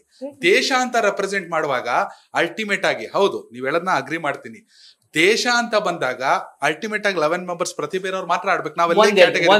ನೀವ್ ಈ ಮನಸ್ಥಿತಿನೇ ಇದರ ಸಮಸ್ಯೆ ಇದೆ. ನೀವೇನ್ ಹೇಳ್ತಾ ಇದ್ದೀರಾ ಅಂದ್ರೆ, ದೇಶದ ಬಗ್ಗೆ ನಾನು ಇಮಿಡಿಯೇಟ್ ಆಗಿ ಹಾಕಿ ಅಂತ ಹೇಳ್ತಾ ಇಲ್ಲ. ಅಂಡರ್ 15 ಇಂದ ಶುರು ಮಾಡ್ಕೊಳ್ಳಿ, ಲೋವರ್ ಲೆವೆಲ್ಸ್ ಇಂದ ಶುರು ಮಾಡ್ಕೊಳ್ಳಿ. ಸೌತ್ ಆಫ್ರಿಕಾ ಹಂಗೆ ಶುರು ಮಾಡ್ಕೊಂಡು ಹೋಗ್ತಾ 10-15 ವರ್ಷ ಅಷ್ಟು ದೇಶ ರೆಪ್ರೆಸೆಂಟ್ ಮಾಡೋದು ಫೈನ್. ಬಟ್ ನೀವ್ ಎಲ್ಲೋ ಒಂದ್ ಕಡೆ 11 ಜನ ಪ್ರತಿಭೆನಲ್ಲಿ ಇರ್ಬೇಕು. ಏನ್ರಿ ಮೀಸಲಾತಿಯಿಂದ ಬಂದ್ರೆ ಪ್ರತಿಭೆ ಇಲ್ವಾ? ಮೀಸಲಾತಿಯಿಂದ ಬರೋರೇ ಪ್ರತಿಭಾವಂತರು. ಯಾಕೆ ಹೇಳ್ತೀನಿ ಗೊತ್ತಾ? ಇದು ಒಂದು biggest employer in the world, Indian railways. ಮೀಸಲಾತಿ ಕೊಡೋರು ಬಿಗ್ಗೆಸ್ಟ್ ಎಂಪ್ಲಾಯರ್. ಒಂದು ಸರ್ವೆ ಮಾಡಿದ್ರು 2015ರಲ್ಲಿ. ಮೀಸಲಾತಿಯಿಂದ ಪ್ರೊಡಕ್ಟಿವಿಟಿ ಜಾಸ್ತಿ ಆಗತ್ತಾ ಕಡಿಮೆ ಆಗತ್ತಾ? ಅಷ್ಟೇ ಇರುತ್ತಾ? ಕಡಿಮೆ ಆಗತ್ತಾ ಅಷ್ಟೇ ಇರುತ್ತಾ? ಅಲ್ಲ, ಮೀಸಲಾತಿಯಿಂದ ಪ್ರೊಡಕ್ಟಿವಿಟಿ, ಉತ್ಪಾದಕತೆ ಜಾಸ್ತಿ ಆಗುತ್ತೆ. ಮೀಸಲಾತಿ ನಿಜವಾಗ್ಲೂ ಮಾಡಿದ್ರೆ, ನಿಜವಾಗ್ಲೂ ದಲಿತರ, ಆದಿವಾಸಿಗಳು, ಅವರ ಪ್ರತಿಭಾವಂತರು ಬಂದ್ರೆ ಇನ್ನೂ ಉತ್ತಮ ತಂಡ ಆಗತ್ತೆ. ಅಂಕಿಅಂಶಗಳನ್ನ ಕೊಡ್ತೀನಿ, ವಿಚಾರ ಕೊಡ್ತೀನಿ. ನಾನು ಇನ್ನೊಂದು ಹೇಳ್ತೀನಿ, ಇವತ್ತಿನ ದಿನ 300 ಜನ 90 ವರ್ಷದ ಕ್ರಿಕೆಟ್ ಇತಿಹಾಸದಲ್ಲಿ, ಟೆಸ್ಟ್ ಕ್ರಿಕೆಟ್ ಇತಿಹಾಸದಲ್ಲಿ 300 ಜನ ಗಂಡಸರು ಬಂದೋಗಿದ್ದಾರೆ. 70ರಿಂದ 80 ಜನ SC ST ಗಳು ಇರಬೇಕು ಅಂಕಿಅಂಶಗಳ ಪ್ರಕಾರ. 4 ಜನ ಬಂದೋಗಿದ್ದಾರೆ. ಏನ್ ನಮ್ಮ ಹುಡುಗರಿಗೆ ಏನ್ ಬ್ಯಾಟ್ ಬೀಸಕ್ ಬರಲ್ವಾ? ಏನ್ ಬಾಲ್ ಎಸೆಕ್ ಬರಲ್ವಾ, ಏನ್ ಫೀಲ್ಡಿಂಗ್ ಮಾಡಕ್ ಬರಲ್ವಾ, ಲೀಡರ್ಶಿಪ್ ಎಲ್ಲರಿಗಿಂತ ಮೀರಿಸ್ತಾರೆ. ನಮಗ್ ಚಾನ್ಸ್ ಕೊಡಿ ಅಷ್ಟೇ. ಇವತ್ತಿನ ಮುಂಚಿನ ಕಾಲದಲ್ಲಿ ಯಾವಾಗ ಮೀಸಲಾತಿ ಫಸ್ಟ್ ಬಂದಾಗ 1881 ಜ್ಯೋತಿ ಬಾಪುಲೆ ಬಂದಾಗ ಎಲ್ಲಾ ಗವರ್ಮೆಂಟ್ ಆಫೀಸಸ್ಗಳಲ್ಲಿ, ಎಲ್ಲಾ ಬ್ಯೂರೋಕ್ರಾಟ್ಸ್, ಎಲ್ಲಾ ಯೂನಿವರ್ಸಿಟಿಗಳಲ್ಲಿ, ಶಿಕ್ಷಣದ ಕೇಂದ್ರಗಳಲ್ಲಿ ಬ್ರಾಹ್ಮಣ ಗಂಡಸರು ಮಾತ್ರ ಇದ್ರು. ಅವ್ರು ಮಾತ್ರ ಇದ್ರೆ ಅವ್ರು ಮಾತ್ರ ಪ್ರತಿಭಾವಂತರ, ಅವ್ರು ಮಾತ್ರ ಬುದ್ಧಿವಂತರ. ಅದಾದ್ಮೇಲೆ ಶಿಕ್ಷಣದಲ್ಲಿ, ಉದ್ಯೋಗದಲ್ಲಿ ಮೀಸಲಾತಿ ಬಂದ ಎಲ್ಲರಿಗೂ ಚಾನ್ಸ್ ಸಿಕ್ತು. ಸೊ ಹಾಗೇನೆ ಇವತ್ತಿನ ದಿನ ಓವರ್ ರೆಪ್ರೆಸೆಂಟೆಡ್ ಆಡೋರೇ ಪ್ರತಿಭಾವಂತರಲ್ಲ. ಎಲ್ಲಾರ್ಗು ಚಾನ್ಸ್ ಕೊಟ್ಟ ನಿಜವಾದ ಪ್ರತಿಭಾವಂತರು ಬರ್ತಾರೆ. ಇನ್ನೂ ಇಂಪ್ರೂವ್ಮೆಂಟ್ ಟೀಮ್ ಆಗುತ್ತೆ, ಇನ್ನೂ ರೆಪ್ರೆಸೆಂಟೇಟಿವ್ ಆಗುತ್ತೆ, ಇನ್ನೂ ಜಸ್ಟಿಸ್ ಆಗುತ್ತೆ. ಕ್ರಿಕೆಟ್ ನಲ್ಲಿ ಮೀಸಲಾತಿ ಬಹಳ ಅಗತ್ಯ ಇದೆ. ಅದೇ ಪ್ರತಿಭೆ ಅಂತ ಹೇಳಕ್ ಇಷ್ಟಪಡ್ತೀನಿ. ಓಕೆ ಅದೊಂದು ನಿಮ್ಮ ಪರ್ಸೆಪ್ಷನ್ ಅಲ್ಲಿ ನೀವು ಹೇಳಿದ್ರಿ. ನನಗನ್ಸೋದು ಒಬ್ಬ ನಟರಾಜನ್ ತಮಿಳ್ನಾಡನ್ನ ರೆಪ್ರೆಸೆಂಟ್ ಮಾಡುವಂತ ಆಟಗಾರ, ಅವ್ರ ತಂದೆ ತಾಯಿ ಇವತ್ತು ಹಳ್ಳಿಲಿ ಒಂದು ಸಣ್ಣ ಚಿಕನ್ ಅಂಗಡಿ ಇಟ್ಕೊಂಡಿದ್ದಾರೆ. ಒಬ್ಬ ಮೊಹಮ್ಮದ್ ಸಿರಾಜ್, ಅವ್ರ ತಂದೆ ಆಟೋ ಓಡಿಸ್ತಾನೆ ಸತ್ತೋದ್ರು. ಅವ್ರುಗಳು ಕೂಡ ದೇಶನ ರೆಪ್ರೆಸೆಂಟ್ ಮಾಡಿದ್ರು. ದೇಶ ರೆಪ್ರೆಸೆಂಟ್ ಮಾಡ್ಲಿ, ಅವರೆಲ್ಲ ಬರ್ಲಿ, ಎಲ್ಲ ಜನಾಂಗದವ್ರು ಬರ್ಲಿ, ಎಲ್ಲ ಜನಾಂಗದವ್ರು ಇರಬೇಕು. ಆದರೆ ದಲಿತರ ಆದಿವಾಸಿನ ಯಾಕೆ ಮಿಸ್ಸಿಂಗ್ ಇದ್ದಾರೆ? ನಾವು ನೋಡಿ, ಯಾರು ಕೂಡ ಇಲ್ಲಿ ಹುಡುಕಿ SC/ST ಆಚೆ ಹಾಕ್ಬೇಕು ಅಂತ ಹೇಳ್ತಾರೆ. ಅದನ್ನ ಯಾರು ಕೂಡ ಆರೋಪ ಮಾಡ್ತಾ ಇಲ್ಲ. ಆದ್ರೆ ವ್ಯವಸ್ಥಿತವಾಗಿ ಹೆಂಗಿದೆ ಅಂದ್ರೆ ಕ್ರಿಕೆಟ್ ನಲ್ಲಿ, ಇವಾಗ ಕಬಡ್ಡಿನಲ್ಲಿ ಏನ್ SC/STಗಳು ಬೇಜಾರು ಆಡ್ತಾರೆ. ಅದು ಒಂದು, ಇವಾಗ ಕ್ರಿಕೆಟ್ ಅನ್ನು ನೀವು ಆಟ ನೋಡಿದ್ರು ಕೂಡ ಯೋಗೇಶ್ ಗೆಳೆಯ, ಅದು ಒಂದು ಸ್ಪರ್ಶ ಈ ತರ ಕಬಡ್ಡಿ ತರ ಅಲ್ಲ. ಅದು ಒಂದು ರಿಸ್ಟಿನ ಆಟ, ದೂರದಲ್ಲಿ ನಿಂತ್ಕೊಂಡು ಓಡೋ ಆಟ. ಸೊ ಸ್ಪರ್ಶ ಇಲ್ಲ. ಸ್ಪರ್ಶ ಇಲ್ಲದೆ ಇದ್ದಾಗ ಅಸ್ಪೃಶ್ಯತೆ ಮುಂದುವರಿಸೋ ಒಂದು ಸಮುದಾಯಗಳಿಗೆ ಅದು ಸೂಕ್ತ ಆಟ ಅಂತ ಮುಂಚೆಯಿಂದ ಬಂದಿದೆ. ಸೊ ಆ ಕಾರಣಕ್ಕೆ ಈ ಆಟಗಳೇ ಆಡ್ತಾ ಇದೆ. ಅಲ್ಲೇ ದುಡ್ಡಿರೋದು, ಅಲ್ಲೇ ಬೆನಿಫಿಟ್ ಇರೋದು, ಅಲ್ಲೇ ಇವಾಗ ಕಬಡ್ಡಿ ಆಟಗಾರರು ಎಷ್ಟು ಜನ ಇದ್ದಾರೆ, ಆದ್ರೂ ಕೂಡ ಎಷ್ಟು ಪ್ರತಿಭಾವಂತರು. ನನಗೆ ಒಬ್ಬನ ಹೆಸರು ಹೇಳಕ್ ಬರಲ್ಲ. ಈ 11 ಜನ ಕ್ರಿಕೆಟ್ ಜಾಸ್ತಿ ನೋಡೋದೇ ಇಲ್ಲ, ನನ್ನ ವಿಚಾರ ನೋಡ್ತಾ ಅಲ್ಲಿ 11 ಜನ ಹೆಸರು ನಾನು ಎಲ್ಲರ ಹೆಸರು ನಾನು ಕೇಳಿದೀನಿ, ಮೀಡಿಯಾದಲ್ಲಿ ಅಷ್ಟು ಬರುತ್ತೆ. ಇವಾಗ ಕ್ರಿಕೆಟ್ ನಲ್ಲೇ ನಿಮ್ಗೆ ಅಡ್ವರ್ಟೈಸ್ಮೆಂಟ್ ಸಿಗುತ್ತೆ, ಕ್ರಿಕೆಟ್ ನಲ್ಲೇ ನಿಮ್ಗೆ ದೊಡ್ಡ ಪ್ರಚಾರ ಸಿಗುತ್ತೆ, ಕ್ರಿಕೆಟ್ ನಲ್ಲೇ ನಿಮ್ಗೆ ದೊಡ್ಡ ಡೀಲ್ ಸಿಗುತ್ತೆ, ಕ್ರಿಕೆಟ್ ನಲ್ಲಿ ದೊಡ್ಡ ಸಂಭಾವನೆ, ಕ್ರಿಕೆಟ್ ನಲ್ಲೇ ನೀವು ಬಾಲಿವುಡ್ ಜೊತೆ ಮಜಾ ಓಡಾಯಿಸ್ಕೊಂಡು ನಾಳೆ ದಿನ ಒಂದು ಬಾಲಿವುಡ್ ಹೀರೋವನ್ನೇ ಮದುವೆ ಆಗೋ ಸಾಧ್ಯತೆಗಳಿರುತ್ತೆ. ಒಬ್ಬ ಕಬಡ್ಡಿ ಪ್ಲೇಯರ್ ಸಿಗತ್ತಾ, ಒಬ್ಬ ಹಾಕಿ ಆಟಗಾರ ಸಿಗತ್ತಾ, ಒಬ್ಬ ರೆಸ್ಲರ್ ಸಿಗತ್ತಾ, ಒಬ್ಬ ರನ್ನರ್ ಸಿಗತ್ತಾ? ಸೊ ಆ ಕಾರಣಕ್ಕೆ ಕ್ರಿಕೆಟ್ ನಲ್ಲಿ ಸ್ಪೋರ್ಟ್ಸ್ ಅಲ್ಲೂ ಅಸಮಾನತೆ, ಅದರ ಒಳಗೂ ಕೂಡ ಬಹಳ ಅಸಮಾನತೆ, ಅದರಲ್ಲೂ ಕೂಡ ಬ್ಯಾಟರ್ಗೂ ಬೌಲರ್ಗೂ ಬಹಳ ಅಸಮಾನತೆ ಇದೆ. ಸೊ ಅದ್ ಯಾಕೆ ಹೇಳ್ತೀನಿ ಅಂದ್ರೆ, ಬ್ಯಾಟಿಂಗ್ ನಲ್ಲಿ ನಿಮ್ಗೆ ದುಡ್ಡು ಜಾಸ್ತಿ ಬೇಕು. ಒಬ್ಬ ನುಡಿ ಅಂತ ಒಬ್ಬ extraordinary south African bowling sensation ಇದೆ. ಅವನ್ ಇಂಟರ್ವ್ಯೂ ನೋಡಿದ್ರೆ, ನಾನ್ ಬಂದಿದ್ದು ಬ್ಯಾಟ್ಸ್ಮನ್ ಆಗಕ್ಕೆ, ಬಟ್ ನನ್ನ ಹತ್ರ ದುಡ್ಡು ಇರ್ಲಿಲ್ಲ, ಅದಕ್ಕೆ ಬೌಲರ್ ಆದೆ. ಬೌಲಿಂಗ್ ನಲ್ಲಿ ಬಹಳ ಹೆಸರು ಮಾಡಿದ್ದಾರೆ. ಬಟ್ ಇವತ್ತಿನ ದಿನ ಬ್ಯಾಟ್ಸ್ಮನ್ಗೂ ಬೌಲಿಂಗು ಅದರಲ್ಲೂ ವ್ಯತ್ಯಾಸ ಇದೆ. ಬ್ಯಾಟ್ಸ್ಮನ್ ಹಿಸ್ಟಾರಿಕಲಿ ಬಹಳ ದುಡ್ಡಿರೋರು. ಆ 4 ಜನ ದಲಿತರು 300 ಜನ ಅಂತ ಹೇಳಿದಾಗ 3 ಜನ ಬೌಲರ್ಸ್ಗಳೇ, ಒಬ್ಬ ಬ್ಯಾಟ್ಸ್ಮನ್, 3 ಜನ ಬೌಲರ್ಸ್, ಆಲ್ರೌಂಡರ್ಸ್. ಸೊ ಸಿಸ್ಟಮ್ ನಲ್ಲಿ ಇನಿಕ್ವಾಲಿಟಿ, ಅಸಮಾನತೆ ತುಂಬಿ ತುಳುಕ್ತಾ ಇದೆ. ಅದು ಯಾವ ಮಟ್ಟಿಗೆ ಅಡ್ಜಸ್ಟ್ ಮಾಡ್ತೀವಿ, ಅಡ್ರೆಸ್ ಮಾಡ್ತೀವಿ, ಬಹಳ ಮುಖ್ಯ. Sir, I completely agree with you. But South Africa cricket ಅಲ್ಲಿ ಇರೋದು ಮೀಸಲಾತಿ ಅಲ್ಲ. ನಾನು ಅನ್ಕೊಂಡಿರೋಂಗೆ ಅಲ್ಲಿರೋದು ವರ್ಣಭೇದ ನೀತಿ. ಇಷ್ಟು ಜನ ಕರಿಯರ್ ಇರ್ಬೇಕು, ಇಷ್ಟು ಜನ ಬಿಳಿಯರ್ ಇರ್ಬೇಕು. ಅದು ನೆಲ್ಸನ್ ಮಂಡೇಲಾ ಅವ್ರು ಇದ್ದಾಗ ನಾನ್ ತಿಳ್ಕೊಂಡಿರೋ ರೀತಿ. ಅದನ್ನ ಮೀರಿದಾಗೂ ಇನ್ನೇನಾರು ಇದ್ರೆ ನೀವು ಹೇಳ್ಬೋದು. ನೆಲ್ಸನ್ ಮಂಡೇಲಾ ಇದ್ದಾಗ ಅಲ್ಲ, ಅದು ಬಂದಿದ್ದು ನನ್ಗೆ ಗೊತ್ತಿರೋದು 2015-16. ಬಟ್ ನೀವ್ ಹೇಳ್ದಂಗೆ ವರ್ಣಭೇದ ನೀತಿ ಬಹಳ ಇದೆ. ಮುಂಚೆ ಹ್ಯಾನ್ಸಿ ಕ್ರೋನೆ ಕ್ಯಾಪ್ಟನ್ ಆಗಿದ್ರು, ಅವರು ಕರಿಯರ್ ಅನ್ನೋ ಕಾರಣಕ್ಕೆ ಕ್ಯಾಪ್ಟನ್ ಮಾಡಿದಾಗ ಒಬ್ಬೊಬ್ರು ಬಂದಿರಬಹುದು, ಆದ್ರೆ ರೆಪ್ರೆಸೆಂಟೇಷನಲ್ ಆಗಿ ಬಂದಿಲ್ಲ, ಜನಸಂಖ್ಯೆ ಆಧಾರದ ಮೇಲೆ ಬಂದಿಲ್ಲ. ಸೊ ಆ ಕಾರಣ ಒಬ್ಬೊಬ್ರು ಹಳೆ ಕಾಲದಲ್ಲೂ 120-140 ವರ್ಷದಿಂದನೂ ಒಬ್ಬ ದಲಿತ ಶೂದ್ರ ಶಿಕ್ಷಣದ ವ್ಯವಸ್ಥೆಯಲ್ಲಿ ಬಂದಿರಬಹುದು. ಆದ್ರೆ ಅವ್ರು ಬಂದಿದ್ದಾರೆ ಅಂತ ಜನ ಸಮುದಾಯ ಬಂದಿದೆ, ಪ್ರಾತಿನಿಧ್ಯ ಸಿಕ್ಕಿದೆ ಅಂತ ಹೇಳಕ್ ಆಗಲ್ಲ. ಸೊ ಅಲ್ಲೂ ಕೂಡ ವರ್ಣಭೇದ ನೀತಿ ಇದೆ. ವರ್ಣಭೇದಕ್ಕೂ ಜಾತಿ ವ್ಯವಸ್ಥೆಗೂ ಒಂದು ಹೊಂದಾಣಿಕೆ ಅನ್ನೋದು ಇದೆ. ಅಂದ್ರೆ ಹಾಗಿದ್ದಾಗ ಎರಡು ಒಂದೇ ಅಲ್ಲ. ವರ್ಣಭೇದ ನಿಮಗೆ ಕಾಣಿಸುತ್ತೆ, ಜಾತಿ ವ್ಯವಸ್ಥೆ ಅದು ಹಳ್ಳಿಗಳಲ್ಲಿ ತಲೆಮಾರಿಂದ ಬಂದಿರುತ್ತೆ, ಬಟ್ ನೋಡಿದ ತಕ್ಷಣ ಗೊತ್ತಾಗಲ್ಲ. ಸೊ ಇವಾಗ ವ್ಯತ್ಯಾಸಗಳು ಇದಾವೆ. ಆದ್ರೆ ಪ್ರಾತಿನಿಧ್ಯ, ನ್ಯಾಯದ ದೃಷ್ಟಿನಲ್ಲಿ ಮತ್ತೆ ಟೀಮ್ ಅದಕ್ಕೆ ಇನ್ನು ಉತ್ತಮವಾಗಿ ಆಡೋದಕ್ಕೆ south Africa model is good model. ಅವರು ಅಂಕಿಅಂಶಗಳು ನೋಡಿದ್ರೆ 7th place ಇಂದ 2ನೇ ಸ್ಥಾನಕ್ಕೆ ಹೋಗಿದ್ದಾರೆ. ಆಮೇಲೆ ಸೆಮಿಫೈನಲ್ಸ್ ಕೊಟ್ಟು ಅವರು ಆರಾಮಾಗಿ ಆಸ್ಟ್ರೇಲಿಯಾ ಗೆಲ್ಬೋದಾಗಿತ್ತು. ನಾಳೆ ದಿನ ಇಂಡಿಯಾ ಮೇಲೆ ಆಟ ಆಡಿ ಇಂಡಿಯಾದ ಮೇಲೆ ಒಂದು ಫೈಟ್ ಕೊಡ್ಬೋದಾಗಿತ್ತು, ಯಾರು ಬೇಕಾದ್ರೂ ಗೆಲ್ಬೋದಾಗಿತ್ತು. ಆಮೇಲೆ ನೀವು ಹೇಳ್ತಾ ಮೀಸಲಾತಿಯಿಂದನೇ ಗೆದ್ದು ಅಂತ ನಾವು ಹೇಳ್ಬೋದಾಗಿತ್ತು. ಬಟ್ ಹಂಗಲ್ಲ, ಒಂದು ಇಂಪ್ರೂವ್ಮೆಂಟ್ ಆಗಿದೆ. ಮತ್ತೆ ವಿಮೆನ್ಸ್ ಟೀಮ್ ನೋಡಿದ್ರೆ, ವಿಮೆನ್ಸ್ ಟೀಮ್ ಅಲ್ಲಿ India more representative, very good team 2017 ನಲ್ಲಿ ಫೈನಲ್ಸ್ ಹೋಗಿರೋ ಟೀಮು. ಸೊ ಹಾಗಿದ್ದಾಗ ಮೀಸಲಾತಿ ಎಲ್ಲೋ ಒಂದ್ ಕಡೆ ಟ್ಯಾಲೆಂಟ್ಗೆ ಕಡಿವಾಣ ಹಾಕತ್ತೆ ಅನ್ನೋದು ಭ್ರಮೆ. ಅದು ಒಂದು ಬಹುಸಂಖ್ಯಾತರ ಒಂದು ತಾರತಮ್ಯದ ಮನಸ್ಥಿತಿ. ಮೀಸಲಾತಿನೇ ಮೆರಿಟ್, ಮೀಸಲಾತಿನೇ ಟ್ಯಾಲೆಂಟ್. ಮೀಸಲಾತಿ ಹುಡುಕ್ತಷ್ಟು ಸೆಲೆಕ್ಷನ್ ಪೂಲ್ ಜಾಸ್ತಿ ಆಗುತ್ತೆ. ಸೆಲೆಕ್ಷನ್ ಪೂಲ್ ಜಾಸ್ತಿ ಆದಷ್ಟು ನೀವೆಲ್ಲಾರು ಹುಡುಕ್ತೀರಾ. ಇಲ್ಲಪ್ಪ, ಒಂದು ದಲಿತ ಹುಡ್ಕೊಂಡ್ ಬರ್ಬೇಕು, ಒಂದು ಆದಿವಾಸಿ ಹುಡ್ಕೊಂಡ್ ಬರ್ಬೇಕು, ಇವ್ರಿಗೂ ಚಾನ್ಸ್ ಕೊಡ್ಬೇಕು, ಇವರು ನಮ್ಮ ಭಾರತೀಯರು ಅಂದಾಗ ಹುಡುಕ್ತಾಗ ಎಕ್ಸ್ಟ್ರಾರ್ಡಿನರಿ ಪ್ರತಿಭಾವಂತರು ಬರ್ತಾರೆ, ಟೀಮಿಗೆ ಇನ್ನೂ ಒಳ್ಳೇದಾಗತ್ತೆ. ಸರ್, ಇವಾಗಲೇ ಮಾತಾಡ್ದ ಸಾಮಾಜಿಕ ಪರಿವರ್ತನೆ ಬಗ್ಗೆ ಮಾತಾಡಿದ್ರಿ. ಅಂದ್ರೆ ಸಿನಿಮಾದಿಂದ ಸಾಮಾಜಿಕ ಪರಿವರ್ತನೆ ಆಗೋದು ಕಷ್ಟ ಅಂತ. ಈಗ ಸಿನಿಮಾ ಆಧಾರ ಆದಂತ ಒಬ್ರು ಒಂದು ಪ್ರಜಾಕೀಯ ಅಂತ ಒಂದು ಪಕ್ಷ ಕಟ್ಟಿದ್ರು. ಸೊ ಅದು ಕೂಡ ನಿಮ್ಮ ಸಿದ್ಧಾಂತಗಳಿಗೆ ಒಳಪಟ್ಟಿರುತ್ತೋ ಹೇಗೆ ಅದು? ಖಂಡಿತ ನಮ್ಮ ಸಿದ್ಧಾಂತ ಒಳಪಟ್ಟಿಲ್ಲ. ಇವಾಗ ಪ್ರಜಾಪ್ರಭುತ್ವದ ಎಲ್ಲರೂ ಕೂಡ ಅವರವ್ರ ರೀತಿಯಲ್ಲಿ ಸಮಾಜಮುಖಿ ಕೆಲಸ ಮಾಡಕ್ಕೆ ಹಕ್ಕಿದೆ, ಜವಾಬ್ದಾರಿ ಇದೆ. ಯಾವುದೇ ಕ್ಷೇತ್ರದಿಂದ ಬರ್ಲಿ, ಕೆಲವು ಸ್ವಾಮೀಜಿಗಳು ಮಾಡಬಾರ್ದು ರಾಜಕೀಯದಲ್ಲಿ ಅಂತಾರೆ. ಸ್ವಾಮೀಜಿಗಳು ನಿಂತ್ಕೊಳ್ಳಿ, ಮಾತಾಡ್ಲಿ, ಸಿನಿಮಾ ನಟರ ಹೇಗೆ ಜಾಸ್ತಿ ಮಾತಾಡ್ಲಿ, ಅವ್ರ ವಿಚಾರಗಳು ಗೊತ್ತಾಗ್ಲಿ, ಅವ್ರ ಪೊಳ್ಳತನ ಗೊತ್ತಾಗ್ಲಿ ಅಂತ ಹೇಳ್ತೀವೋ, ಸ್ವಾಮೀಜಿಗಳ ಪೊಳ್ಳತನಗಳು ಗೊತ್ತಾಗ್ಲಿ, ಎಲ್ಲ ಬಹಿರಂಗವಾಗ್ಲಿ, ಅವ್ರು ಮಾತಾಡದೇ ನಮಗೆ ಗೊತ್ತಾಗೋದು. ಸೊ ಎಲ್ಲರಿಗೂ ಡೆಮೋಕ್ರಸಿ, ಎಲ್ಲರಿಗೂ ಮಾತಾಡೋ ಹಕ್ಕಿದೆ, ಮಾತಾಡೋ ಜವಾಬ್ದಾರಿ. ಈ ಉತ್ತಮ ಪ್ರಜಾಕೀಯ ಅಂತ ಏನ್ ಮಾಡಿದ್ರು, ಅವ್ರಿಗೆ ಮಾತಾಡೋ ಖಂಡಿತ ಹಕ್ಕಿದೆ. ಬಟ್ ಅವ್ರಿಗೆ ಸಮಾಜದ ಬಗ್ಗೆ ಅರಿವಿಲ್ಲ, ತಿಳುವಳಿಕೆ ಇಲ್ಲ, ಎಲ್ಲೋ ಒಂದ್ ಕಡೆ ಆ ಸಮಾಜದ ಸಮಸ್ಯೆಗಳು ಅರ್ಥ ಮಾಡ್ಕೊಂಡಿಲ್ಲ. ಅವ್ರು ಏನೋ ಒಂದು ಮಾಡಿ ನಗೆ ಪಾಠ ಆದ್ರು ಅಷ್ಟೇ ಹೊರತು ಅದು ಎಲ್ಲೋ ಒಂದ್ ಕಡೆ ಒಂದು ಪರಿವರ್ತನೆ ಆಗಲ್ಲ. ಜನ ಹೇಳ್ತಾರೆ, ಅದು ಹಳೆಬ್ರು, ನೀವು ಬಾಯಿ ಮುಚ್ಕೊಂಡು ದಡ್ಡ ಅನ್ಸ್ಕೊಳ್ಳೋದೇ ವಾಸಿ, ನೀವು ಬಾಯಿ ತೆಗೆದು ಅದನ್ನ ಸಾಬೀತು ಪಡಿಸೋದಕ್ಕಿಂತ ಎಲ್ಲೋ ಒಂದ್ ಕಡೆ ಅದು ನನಗೆ ಎದ್ದು ಕಾಣುತ್ತೆ ಆ ವಿಚಾರದಲ್ಲಿ. ಬಟ್ ಬಾಯಿ ಮುಚ್ಚಬೇಡ, ನೀವು ಮಾತಾಡಿ, ನಿಜವಾಗ್ಲೂ ಸತ್ಯ ಗೊತ್ತಾಗ್ಲಿ. ನನಗೆ ಅದರಲ್ಲಿ ಒಂದು ಫಸ್ಟ್ ಅದು ಶುರುವಾದಾಗಿಂದನೂ ಕೂಡ ಅದು ಒಂದು ಫೇಲಿಯರ್. ಅದು ಏನು ಒಂದ್ ರೀತಿ ಚುನಾವಣೆಗೆ ಬಂದು ವೋಟ್ಸ್ ಬರ್ಲಿಲ್ಲ ಅಂತ ಫೇಲಿಯರ್ ಅಲ್ಲ, ಬೈ ಥಿಯರಿ, ಬೈ ಕಾನ್ಸೆಪ್ಟೇ ಅದರಲ್ಲಿ ಒಂದು ಸಮಸ್ಯೆ ಇತ್ತು. ಸೊ ಗಿಮಿಕ್ ತರ ನಡೆಸ್ಕೊಂಡಿದ್ದಾರೆ. ಸಮಾಜದ ಬಗ್ಗೆ ಕಾಳಜಿ ಇಲ್ಲ ಅಂತ ಹೇಳ್ತಾ ಇಲ್ಲ, ಬಟ್ ಎಲ್ಲೋ ಒಂದ್ ಕಡೆ ಸಿನಿಮಾನು ಕೂಡ ಪ್ರಚಾರದಲ್ಲಿ ಗಿಮಿಕ್ ಮಾಡೋ ತರ ಇದ್ರೂ ಎಲ್ಲೋ ಒಂದ್ ಕಡೆ ಗಿಮಿಕ್ ಮಾಡ್ಬಿಟ್ಟು ನಾವು ರೀಚ್ ಮಾಡಬಹುದು ಅಂತ ಒಂದು ತಪ್ಪು ಕಲ್ಪನೆಯಲ್ಲಿ ಇರಬಹುದು. ನೀವೇ ಹೇಳ್ದಂಗೆ ಒಂದಿಷ್ಟು ಟೈಮ್ ಆಗತ್ತೆ, ಕೆಲಸ ಮಾಡ್ಬೇಕು. ನಾನ್ ಮೀಡಿಯಾ ಮುಂದೆ ಇವಾಗ ನಿಮ್ ಮುಂದೆ ಮಾತಾಡಿ ನೀವು ಚಾನ್ಸ್ ಕೊಡ್ತಾ ಇದ್ದೀರಾ ಕರ್ನಾಟಕ ಟಿವಿ, ಅದು ನಿಮ್ಮ ದೊಡ್ಡ ಗುಣ, ಒಳ್ಳೆ ಪ್ರಶ್ನೆಗಳು ಕೇಳ್ತಾ ಇದ್ದೀರಾ. ಆದ್ರೆ ಇದಕ್ ಮಾತ್ರ ಸೀಮಿತ ಆಗಿ ನಾನ್ ಜನರ ಮಧ್ಯೆ ಹೋಗ್ಬಿಟ್ಟು ಮನೆಗಳು ನಿಂತು ಕೆಲಸ ಮಾಡಿಲ್ಲ ಅಂದ್ರೆ ಹೆಂಗ್ ಕಟ್ಟಕ್ಕಾಗತ್ತೆ? ನಾವು ಇಟ್ಕೊಳ್ಳಿ, ನಮ್ಗೆ ವಿಜಯ್ ಅವರೇ, ಇಂಟರ್ನೆಟ್ ಬಂದಿರೋದೇ ಒಂದ್ 15-20 ವರ್ಷ, ಅದು ಒಂದು ಸೋಷಿಯಲ್ ಮೀಡಿಯಾ. ಅದಕ್ಕಿಂತ ಮುಂಚೆ ಇಂಟರ್ನೆಟ್ ಒಂದ್ 30 ವರ್ಷ, 35 ವರ್ಷ, 40 ವರ್ಷ. ಅದಕ್ಕಿಂತ ಮುಂಚೆ 100 ವರ್ಷ ಸಿನಿಮಾ. ಆದ್ರೆ ಜನರ ಮುಂದೆ ನಿಂತು ಅನ್ಯಾಯದ ವಿರುದ್ಧ ಜನರ ಮನೆಗೂ ರೀಚ್ ಮಾಡೋದು 1000 ವರ್ಷ ನಡೀತಾ ಇದೆ. ಹಂಗೆ ನಾವು ರೀಚ್ ಮಾಡ್ಬೇಕು, ಎಮೋಷನಲ್ ಕನೆಕ್ಷನ್ ಇರ್ಬೇಕು. ನಾನ್ ಸಿನಿಮಾದಲ್ಲಿ ಮುಂದೆ ನಿಂತ್ಕೊಂಡು ಮಾತಾಡಿದನಷ್ಟ ನಿಮ್ ಮನೆಗೂ ಬಂದಿದ್ದೇನೆ, ನಿಮ್ ಜೊತೆ ಮಾತಾಡಿ, ನಿಮ್ ಜೊತೆ ಹತ್ರ ಆಗಿದ್ದೀನಿ, ಬಂದ್ರಪ್ಪ ನಾವೆಲ್ಲರೂ ಜೊತೆಗಿದ್ದೀವಿ. ನಾನೊಬ್ಬ ಸಿನಿಮಾ ನಟ, ಒಂದು ಸಿನಿಮಾ ಡೈರೆಕ್ಟರು, ನಾನ್ ಬಿಲ್ಡಪ್ ಶ್ರೀಮಂತ, ದೊಡ್ಡ ಗಾಡಿಗಳಿದೆ ಸದಾಶಿವನಗರದಲ್ಲಿ, ಈ ಕಡೆ ಆ ಕಡೆ ದೊಡ್ಡ ಮನೆಗಳಿದೆ ಅಂತ ಬಿಲ್ಡಪ್ ತೊಗೊಳೋದಲ್ಲ.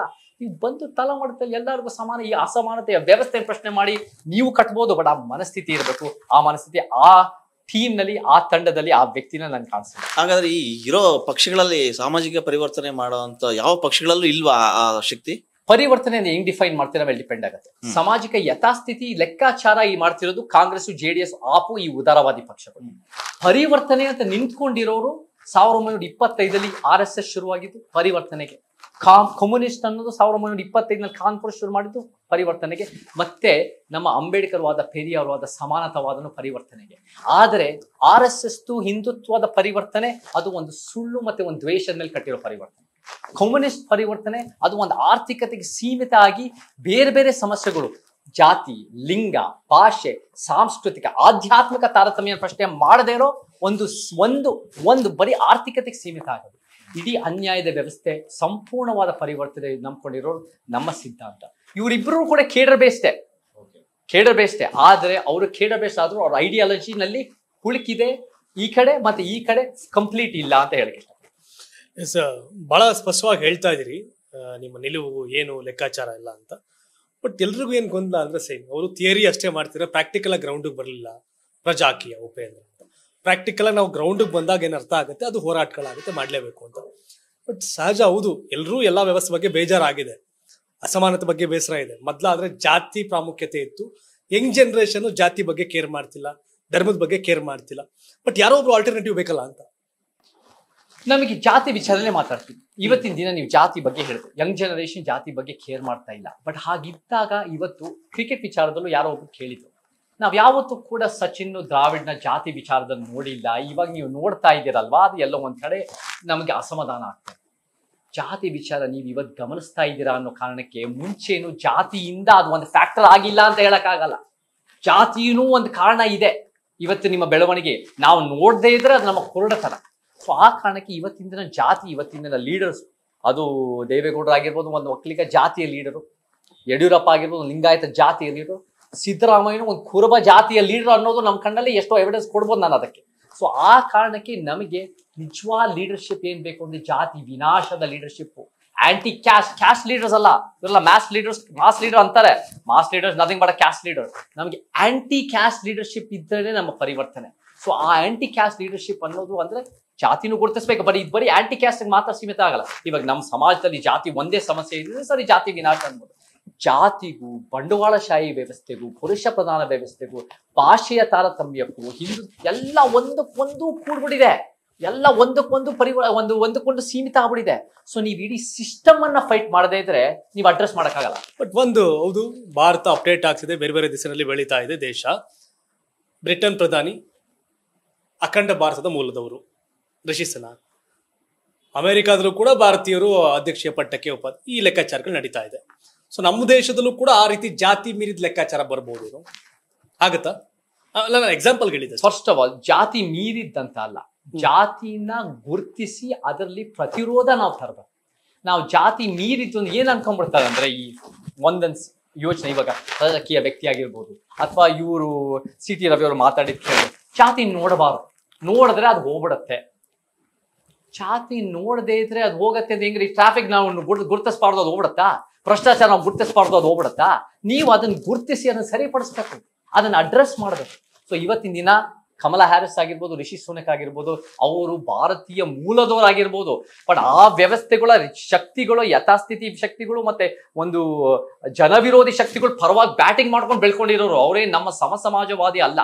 ನಮಗೆ ಇವತ್ತಿನ ದಿನ ನಾನು ಹೇಳಿದ್ದೀನಿ, ನಮ್ಮವರು ಅಂದ್ರೆ ನಮ್ಮ ಜಾತಿನಲ್ಲಿ ಹುಟ್ಟಿರೋ ನಮ್ಮೂರಲ್ಲ, ನಮ್ಮ ಧರ್ಮದಲ್ಲಿ ಹುಟ್ಟಿರೋ ನಮ್ಮೂರಲ್ಲ, ನಮ್ಮ ದೇಶದಲ್ಲೋ, ನಮ್ಮ ಊರಿನಲ್ಲೋ, ನಮ್ಮ ರಕ್ತ ಸಂಬಂಧ ನಮ್ಮೂರಲ್ಲ. ನಮ್ಮೂರು ಅಂದ್ರೆ ಸಮಾಜದ ಕನಸಿಟ್ಕೊಂಡು ಅನ್ಯಾಯ ವಿರೋಧ ನಿಂತ್ಕೊಳ್ಳೋದೇ ನಮ್ಮವರು. ಸೊ ಆ ಕಾರಣಕ್ಕೆ ಕ್ರಿಶ್ಚಿಯನ್ನರ ರಾಷ್ಟ್ರ ಬ್ರಿಟನ್ ಈ ಲೆಕ್ಕಾಚಾರಗಳಿರುವ ಸಂದರ್ಭದಲ್ಲಿ ಅನ್ಯ ಧರ್ಮ ಯಾರೋ ಪ್ರಧಾನಿ ಆಗ್ತಾರೆ ಅನ್ನೋದಾದ್ರೆ ನಮ್ಮ ದೇಶದಲ್ಲಿ ನಾಳೆ ಅದನ್ನ ಆಗ್ಬೋದಲ್ಲ ಅಂತ. ನಮಗೆ ನಮ್ಮ ದೇಶದಲ್ಲೂ ಒಬ್ಬ ಕ್ರೈಸ್ತ ಧರ್ಮದವನೇ ಆದ್ರೂ, ಮುಸಲ್ಮಾನ್ ಧರ್ಮದವನೇ ಆಗಿದ್ರು, ಅದು ದೊಡ್ಡ ಪರಿವರ್ತನೆ. ದಲಿತ ಆದ್ರೂ ಅದು ಆದಿವಾಸಿ ಆದ ಪರಿವರ್ತನೆ ಅಲ್ಲ.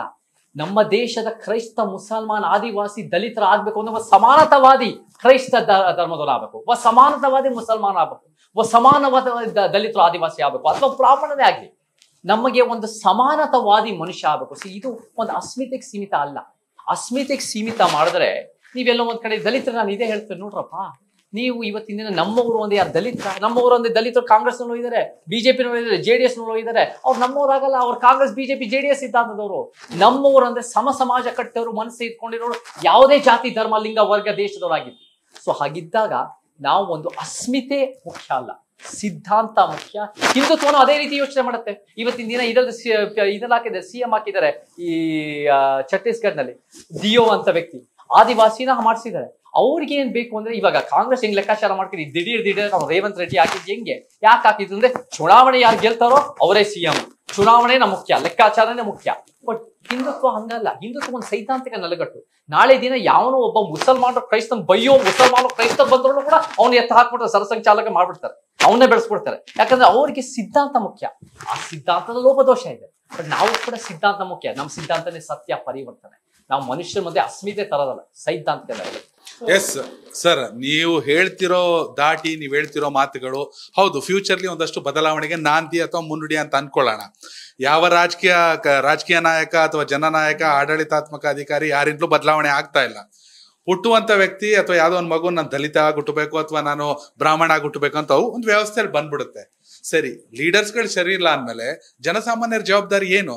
ನೀವ್ ಹೇಳ್ದಂಗೆ ಆಗ್ಬೇಕಂದ್ರೆ ನೋಡಿ, ಜನಸಾಮಾನ್ಯರ ಜವಾಬ್ದಾರಿ ಮುಖ್ಯವಾಗಿ ಸಮಾಜಕ್ಕೆ ನಾನು ಹೇಗೆ ವಾಪಸ್ ಕೊಡ್ಬೋದು ಅಂತ ಆಲೋಚನೆ ಮಾಡೋದು. ನೀವು ಯಾವತ್ತಾದ್ರೂ ನೋಡಿದ್ರು ಕೂಡ ಜನಸಾಮಾನ್ಯನಲ್ಲಿ ಅವರ ಸಾರಿ, ನೀವ್ ಹೇಳಿದ್ ಕರೆಕ್ಟ್, ನಂಗೆ ಅರ್ಥ ಆಗ್ತಿದೆ. ಒಂದು ಮಗು ಬ್ರಾಹ್ಮಣರಾಗೋ, ದಲಿತರಾಗೋ, ಮುಸ್ಲಿಂ ಆಗೋ ಹುಟ್ಟಾಯ್ತು, ಸ್ಕೂಲಿಗೆ ಬಂದಾಯ್ತು, ನಾನು ಓದ್ತಿರೋ ಮೊದಲನೇ ಅಕ್ಷರನೇ ಅಗಸ. ಏನ್ ಅಗಸ? ಮಡಿವಾಳ. ಮಡಿವಾಳ ಅಂದ್ರೆ ಏನು? ಬಟ್ಟೆ ಒಗೆಯೋನು.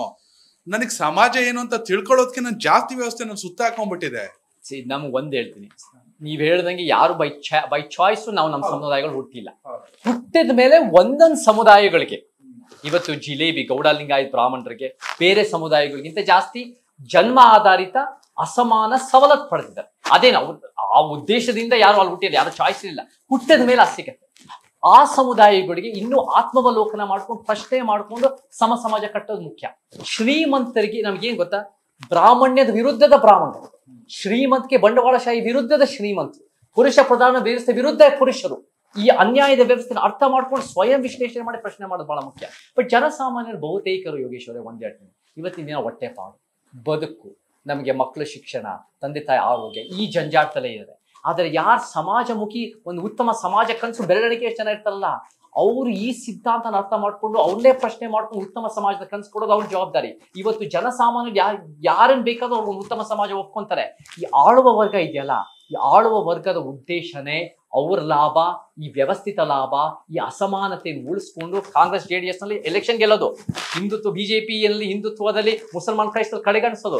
ಒಬ್ಬೊಬ್ಬರದು ಒಂದು ತಪ್ಪಿನ ಕಲ್ಪನೆ ಹುನ್ನಾರ ಇದೆ ಹೊರತು ಯಾವುದು ಕೂಡ ಒಂದು ಸಮಾಜ ಕಟ್ಟೋ ಉದ್ದೇಶ ಇಲ್ಲ.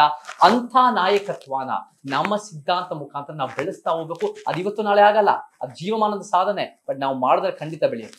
10 ವರ್ಷದಲ್ಲಿ ನಿಮ್ಗೊಂದು ಸಣ್ಣ ತೃಪ್ತಿ ಯಾರಿದ್ಯಾ? ಎಸ್, ನಾನು ಹೋಗ್ತಿರೋ ದಾರಿ ಕರೆಕ್ಟ್ ಇದೆ. ಖಂಡಿತ ಬಹಳ ಸಣ್ಣಗಿಂತ ಜಾಸ್ತಿ ತೃಪ್ತಿ ಆಗಿದೆ. ಎಲ್ಲೋದ್ರೂ ನಮಗೆ ರೀಚ್ ಆಗ್ತಾ ಇದೆ, ಎಲ್ಲೋದ್ರೂ ನಮ್ಮ ವಿಚಾರಗಳು ಸ್ಪ್ರೆಡ್ ಆಗ್ತಾ ಇದೆ, ಸಂಘಟನೆಗಳು ಗಟ್ಟಿ ಆಗ್ತಾ ಇದೆ. ಇವತ್ತು ನಿಮ್ಮಂಥವ್ರು ಚಾನ್ಸ್ ಕೊಡ್ತಾ ಇದ್ದೀರಾ, ನಮಗೆ ಮೀಡಿಯಾದಲ್ಲಿ ಚಾನ್ಸ್ ಸಿಗುತ್ತೆ. ನಮ್ಮ ವಿಚಾರಗಳು ಎಷ್ಟೋ 100 ವರ್ಷ 1000 ವರ್ಷ ಮುಚ್ಚಾಕಿದ್ರು. ನಮ್ಮ ವಿಚಾರ ಸಮಾಜದ ವಿಚಾರಗಳು ಎಲ್ಲ ಒಂದ್ ಕಡೆ ಮೀಡಿಯಾದಲ್ಲಿ ತೋರಿಸ್ತಾ ಇರಲಿಲ್ಲ. ಅದು ಶರಣರನ್ನು ಕೊಚ್ಚಾಕಿದ್ರು, ಸುಟ್ಟಾಕೋದು ವಚನಗಳು ಎಲ್ಲ ಒಂದ್ ರೀತಿ ಮಾಡಿದೆ. ಈ ವಿಚಾರಗಳು ಬೆಳಕಿಗೆ ಬಂದು ಮೇನ್ ಸ್ಟ್ರೀಮ್ ನಲ್ಲಿ ಹಿಂಗೂ ಆಲೋಚನೆ ಮಾಡ್ತಾರೆ. ಸೋಷಿಯಲ್ ಮೀಡಿಯಾ ಬಹಳ ಹೆಲ್ಪ್ ಆಗಿದೆ ಈ ವಿಚಾರ. ನಾವು ಕೂಡ ನಾವೆಲ್ಲರೂ ಮೀಡಿಯಾ ಅಂದ್ರೆ ನಾವೆಲ್ಲರೂ ತೋರಿಸ್ತೀವಿ, ನಿಮ್ ಡಿಜಿಟಲ್ ಮೀಡಿಯಾನ ಮಾಡ್ತೀವಿ. ಸೊ ನಮಗೂ ಕೂಡ ಈ ವಾದನೂ ಇದೆ ಅಂತ ಜನ ಒಪ್ಕೊಳ್ತಾ ಇರುವಾಗ ಈ ವಾದ ಬೆಳೆಯೋ ಸಾಧ್ಯತೆಗಳಿರುತ್ತೆ. ಹಂತವಾಗಿ ಬೆಳಿಬೇಕು. ಅದಷ್ಟು ಬೇಗ ಹಂತವಾಗಿ ಬೆಳೆದ್ರೆ ನಮಗೆ ಬೇರು ಗಟ್ಟಿಯಾಗಿರುತ್ತೆ. ಸೀದಾ ಬೆಳೆಯಕ್ಕೆ ಹೋದ್ರೆ ನಗೆ ಪಾಠ ಆಗ್ಬಿಟ್ಟು ನಾವು ಸೋತು ನನಗೆ ಬೇಜಾರಿಲ್ಲ, ಸಿದ್ಧಾಂತ ಸೋಲ್ಬಾರ್ದು. ಸಿದ್ಧಾಂತನೇ ಸತ್ಯ. ರಾಜ್ಯದಲ್ಲಿ ಕಾಂಗ್ರೆಸ್ BJP JDS ಸಮಸಿದ್ಧಾಂತಕ್ಕೆ ಇಲ್ಲ ಅನ್ನೋದು ನಿಮ್ ಲೆಕ್ಕಾಚಾರ. ಇಡೀ ದೇಶದಲ್ಲಿ ಯಾವ ರಾಜ್ಯದಲ್ಲೂ ಆ ಥರದ್ದು ಯಾವ್ದು ಒಂದಿಲ್ವಾ? ಹತ್ತಿರಕ್ಕೆ 80ನೇ 90ನೇ ದಶಕ 2006 ನಮಗೆ BSP ಅನ್ನೋದು ಕಾಂಶೀರಾಮನ ಕಲ್ಪನೆಯಲ್ಲಿ ಇತ್ತು. ಕಾಂಶೀರಾಮ್. ಆದ್ರೆ ಕಾಂಶೀರಾಮ್ ಅವತ್ತು ಸತ್ ಮೇಲೆ 2006 ತಿರ್ಕೊಂಡ್ಮೇಲೆ 2007 200 ಸೀಟ್ ಇರೋದು ಇವತ್ತು 1ಕ್ಕೆ ಬಂದಿದೆ. ಯಾಕಂದ್ರೆ ಅವರು ಕೂಡ ಸೈದ್ಧಾಂತಿಕವಾಗಿ ಆ ಲೀಡರ್ಶಿಪ್ ಉಳಿಸ್ಕೊಂಡಿಲ್ಲ. ಅವರು ಕೂಡ ಒಂದು ರೀತಿ ಬಹಳ ಕರಪ್ಟೆಡ್ ಆಗ್ಬಿಟ್ಟಿದ್ದಾರೆ. ಅವರು ಕೂಡ ಒಂದು ಉತ್ತಮ ಸಮಾಜದ ಕಲ್ಪನೆ ಕಳ್ಕೊಂಡು ಅವರ ವೈಯಕ್ತಿಕ ಲಾಭ ನೋಡ್ತಾ ಇದ್ದಾರೆ. ಅದು ಒಂದು ಇವತ್ತಿನ ದಿನ ಆ ಸಿದ್ಧಾಂತ ಇಲ್ಲ. 1967 55 ವರ್ಷ ತಂದೆ ಪೆರಿಯಾರಿನ DK ದ್ರಾವಿಡ ಕಳಗಂ ಚಳುವಳಿ, ಅದರಿಂದ 1967 DMK ಅಣ್ಣಾದುರೈ ಬಂದರು. ಬಹಳ ಮುಖ್ಯವಾಗಿ 1968 ಅವ್ರು 3 ಲ್ಯಾಂಗ್ವೇಜ್ ಫಾರ್ಮ್ ಕಿತ್ತಾಕಿ 2 ಲ್ಯಾಂಗ್ವೇಜ್ ಫಾರ್ಮುಲಾ ಅಂತ ತಮಿಳು ಇಂಗ್ಲಿಷ್ ಇಟ್ಕೊಂಡು ಅವರು ಅವತ್ತಿಂದ ಒಂದು ರೀತಿಯ ದ್ರಾವಿಡ ಚಳವಳಿ ಮಾಡ್ಕೊಂಡು ಬಂದಿದ್ದಾರೆ. ಅವರು ಕೂಡ ಇತ್ತು. ಇವತ್ತಿನ ದಿನ DMK AIDMK ಇರ್ಬೋದು. ಇವ್ರು ಬಹಳ ಜನ ಲೀಡರ್ಸ್ ಹೇಳ್ತಾರೆ BJP ಬಂದಿಲ್ಲ, BJP ಬರದೇ ಇರೋದು ದೊಡ್ಡದಲ್ಲ. 20 ವರ್ಷ ಇದ್ದಿದ್ದ ಕಾಂಗ್ರೆಸ್ ಅನ್ನ ತೆಗೆದಾಚೆ ಹಾಕಿ ಅವ್ರನ್ನ ವಾಪಸ್ ಬರ್ದಂಗೆ ನೋಡ್ಕೊಳ್ಳೋದು 55 ವರ್ಷದಲ್ಲಿ ಬಹಳ ದೊಡ್ಡ ಸ್ಕೆ. ಅದು ತಂದೆ ಪೆರಿಯಾರಿನ ಮೂವ್ಮೆಂಟ್. ಆದ್ರೆ ಇವತ್ತಿನ ದಿನ ಅದು ಆ ಸೈದ್ಧಾಂತಿಕ ನೆಲೆಗಟ್ಟಲ್ಲಿ ಹುಟ್ಟಿಲ್ಲ. ನೆಪಟಿಸಮ್ ಬಹಳ ಬಂದ್ಬಿಟ್ಟು ಬಹಳ ಸಮಸ್ಯೆಗಳಾಗಿದೆ. ಕಾಂಗ್ರೆಸ್ ಜೊತೆ ಸೇರ್ಕೊಂಡು ಅವ್ರು ಸಿದ್ಧಾಂತ ಮಾಡ್ತಿದ್ದಾರೆ. ಆದ್ರೆ ಕೆಲವು ವ್ಯಕ್ತಿಗಳು ತೋಲ್ ತಿರುಮಾವಾಲವನ್ ಅಂತ VCK ಸಿದ್ಧಾಂತ MP ಅಂತವ್ರು ಕೆಲವು ವ್ಯಕ್ತಿಗಳು ಇನ್ನೂ ಕೂಡ ನಮ್ಮ ಸಿದ್ಧಾಂತ ಮುಂದುವರಿಸ್ತಾ ಇದ್ದಾರೆ. ಬಟ್ ನಮ್ಮ ಸಿದ್ಧಾಂತ ಜ್ಞಾಪಕ ನಮ್ಮ ಸಿದ್ಧಾಂತ ಅದು ಎಷ್ಟು ಜನ MP ಗಳಿದ್ದಾರೆ, ಎಷ್ಟು ಜನ MLA ಗಳಿದ್ದಾರೆ, ಎಷ್ಟು ರಾಜ್ಯಗಳಿದೆ, ಅದರ ಮಹತ್ವ ತೋರಿಸಲ್ಲ.